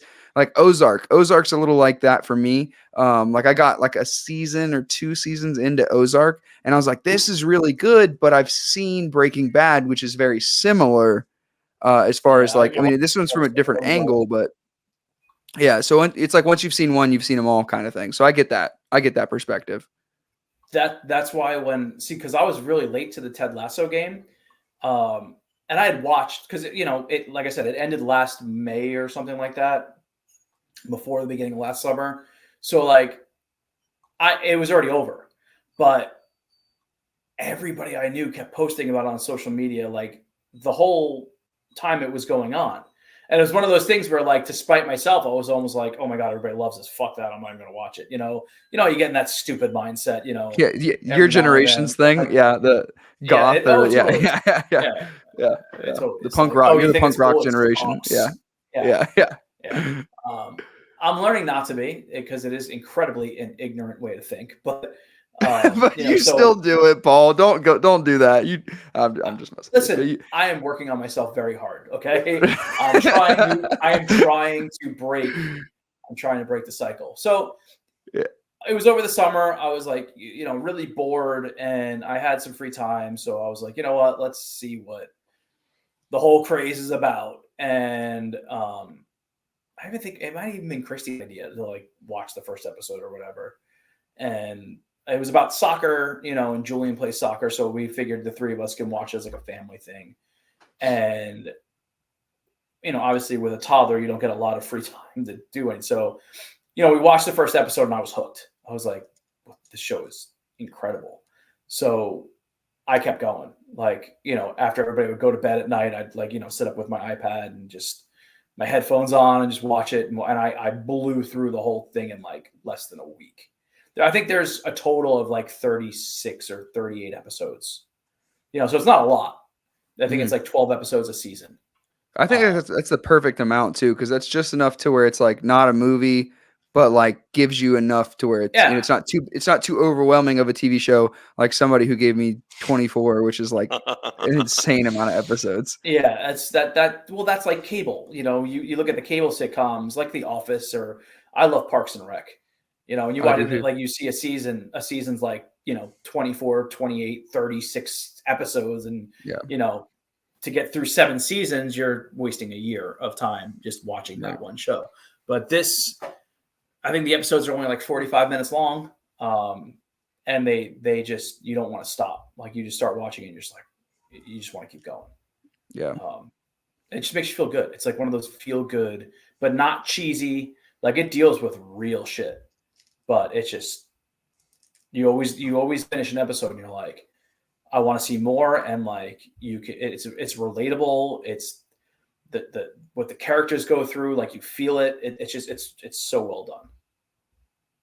Yeah, Colton's a big fan of 24. I think that's the best show. I do enjoy 24, and I believe him. I just haven't dedicated. I can't. It's not that I can't. I have chosen to not dedicate the time to it. And I'll be completely honest. Like, so when I had my tonsils removed, I was at home for 2 weeks straight, just fucking chilling. And I tried to watch. It was when I had my tonsils. No, I had COVID. That was when I tried to watch COVID. it. Yeah. I had COVID. Yeah. It was 2 weeks or no. What not show? even 24 with Kiefer Sutherland? Yeah. What are you talking? Yeah. Yeah. Okay. I remember that show. Yeah. I remember the being first season was advertised. great. Oh, I couldn't. The first season was great. The first is the worst. Yeah, the first season, from what Colton said, is the worst, and I couldn't stopped choke down after the first season. Yeah, I was trying to choke down the first season to get through it, and it's 24 episodes, and each one's like 45 An minutes, hour. right? Yeah. TV What would have been an time, hour? an Yeah, hour. an hour. Yeah. So 45, Yeah. 50 minutes. So, Yeah. with commercial breaks would be an hour, and dude, it was just, I literally was like, I think I was on like episode 18, and I was literally like it was like this lady, like the car drove off the cliff or whatever and exploded immediately after going off the cliff, which was just incredibly realistic. Yeah. Dude, Which, and I believe with Colton. 90s cable TV. Come on. You man. got to give it a little credit. Right. And Colton said it was incredibly low budget for the first was. season, and that The it was first much season, better very after low that. budget. Yes. But Didn't it is Movie and you Network? can Colton could admit to this too. It is a hella time commitment to watch It that is. TV show. It is. Hella time commitment. And I just, It's worth as it, somebody you guys now know, I mean, Colton's known this for a while, but Paul, like, I don't watch much TV. Like, I am very, like, it's got to be, like, I really don't have many movie references to make as far as, like, because I really don't watch much TV. And so, a blessing and a curse, but that's just not what we do. Ted Lasso. I want to watch it. You texted it to me. I really hope you do. I really want to. Like, I really want to watch Chef. About it, that's watched it. Like, Chef is great. Yeah, I want to watch that with my wife. I've told watched Ted Lasso that had never seen it. Like, even my mother watched it in like 3 days, and she was like, "Oh my god, this show's amazing." I'm like, I know. Colton, you'll have to watch it and report back because you'll watch it before I will. No, watch 24 first. I don't have it. No, I'm Oh just yeah, you do. kidding. Yeah, I do. Yeah, I do. But all right, Yeah, Paul. you're gonna have to- I've had to get that piss for juicy 25 protein. minutes. I've had to piss for like an hour Yeah, and a half. I gotta make dinner. All right, brother. Appreciate it. It's about time we did this. Thank you for being the first virtual one. I guess kind of forced our hands, but it is what it is. Yeah. It was worked out pretty good. I like my. See I everybody. like living in my man cave. So Yeah, I don't blame you with the 87 guitars behind you. there's not 87. There's what 2, 4, 6. Yeah, it was like 10. There's Which more on this to wall. somebody who has no guitars, that's 87. That's a lot of Yeah, guitars. well, fair. You know. All right, Paul. It was good seeing you. We should as we should well. do some we should do something outside of the podcast one day, like go get dinner or something like that. We'd love to hang out with you guys. It's tough, man. I know. I I know. know. I would too. I know. Toddlers, So, man. You'll see. You'll start understood. having kids. Mm-hmm. You're gonna be like, oh my god, Probably. it's too much. Yeah. I just want to sleep when I'm not Yeah. surrounded by children. All right, brother. We'll talk to you later. All Thank right. you for doing this, Paul. Take care. All right, Absolutely. you too. See y'all. See This episode of Somehow We're Adults is over, but if you'd like to support the podcast, you can subscribe to one of the levels of the Patreon, where we will release bonus episodes that can't be found anywhere else. Any of the money that we get from the Patreon would be used to upgrade old equipment, as well as get new gear so that we can make the best podcast for you to tune into. You can also follow the podcast Instagram at Somehow We're Adults, where I share clips and content about the podcast, and the link in the bio will take you to any of the Somehow We're Adults pages. I encourage you to check out another one of the episodes if this is your first time listening, and if you're a repeat listener, thank you for your support. I love making the podcast, and I hope you tune in for future episodes of Somehow We're Adults.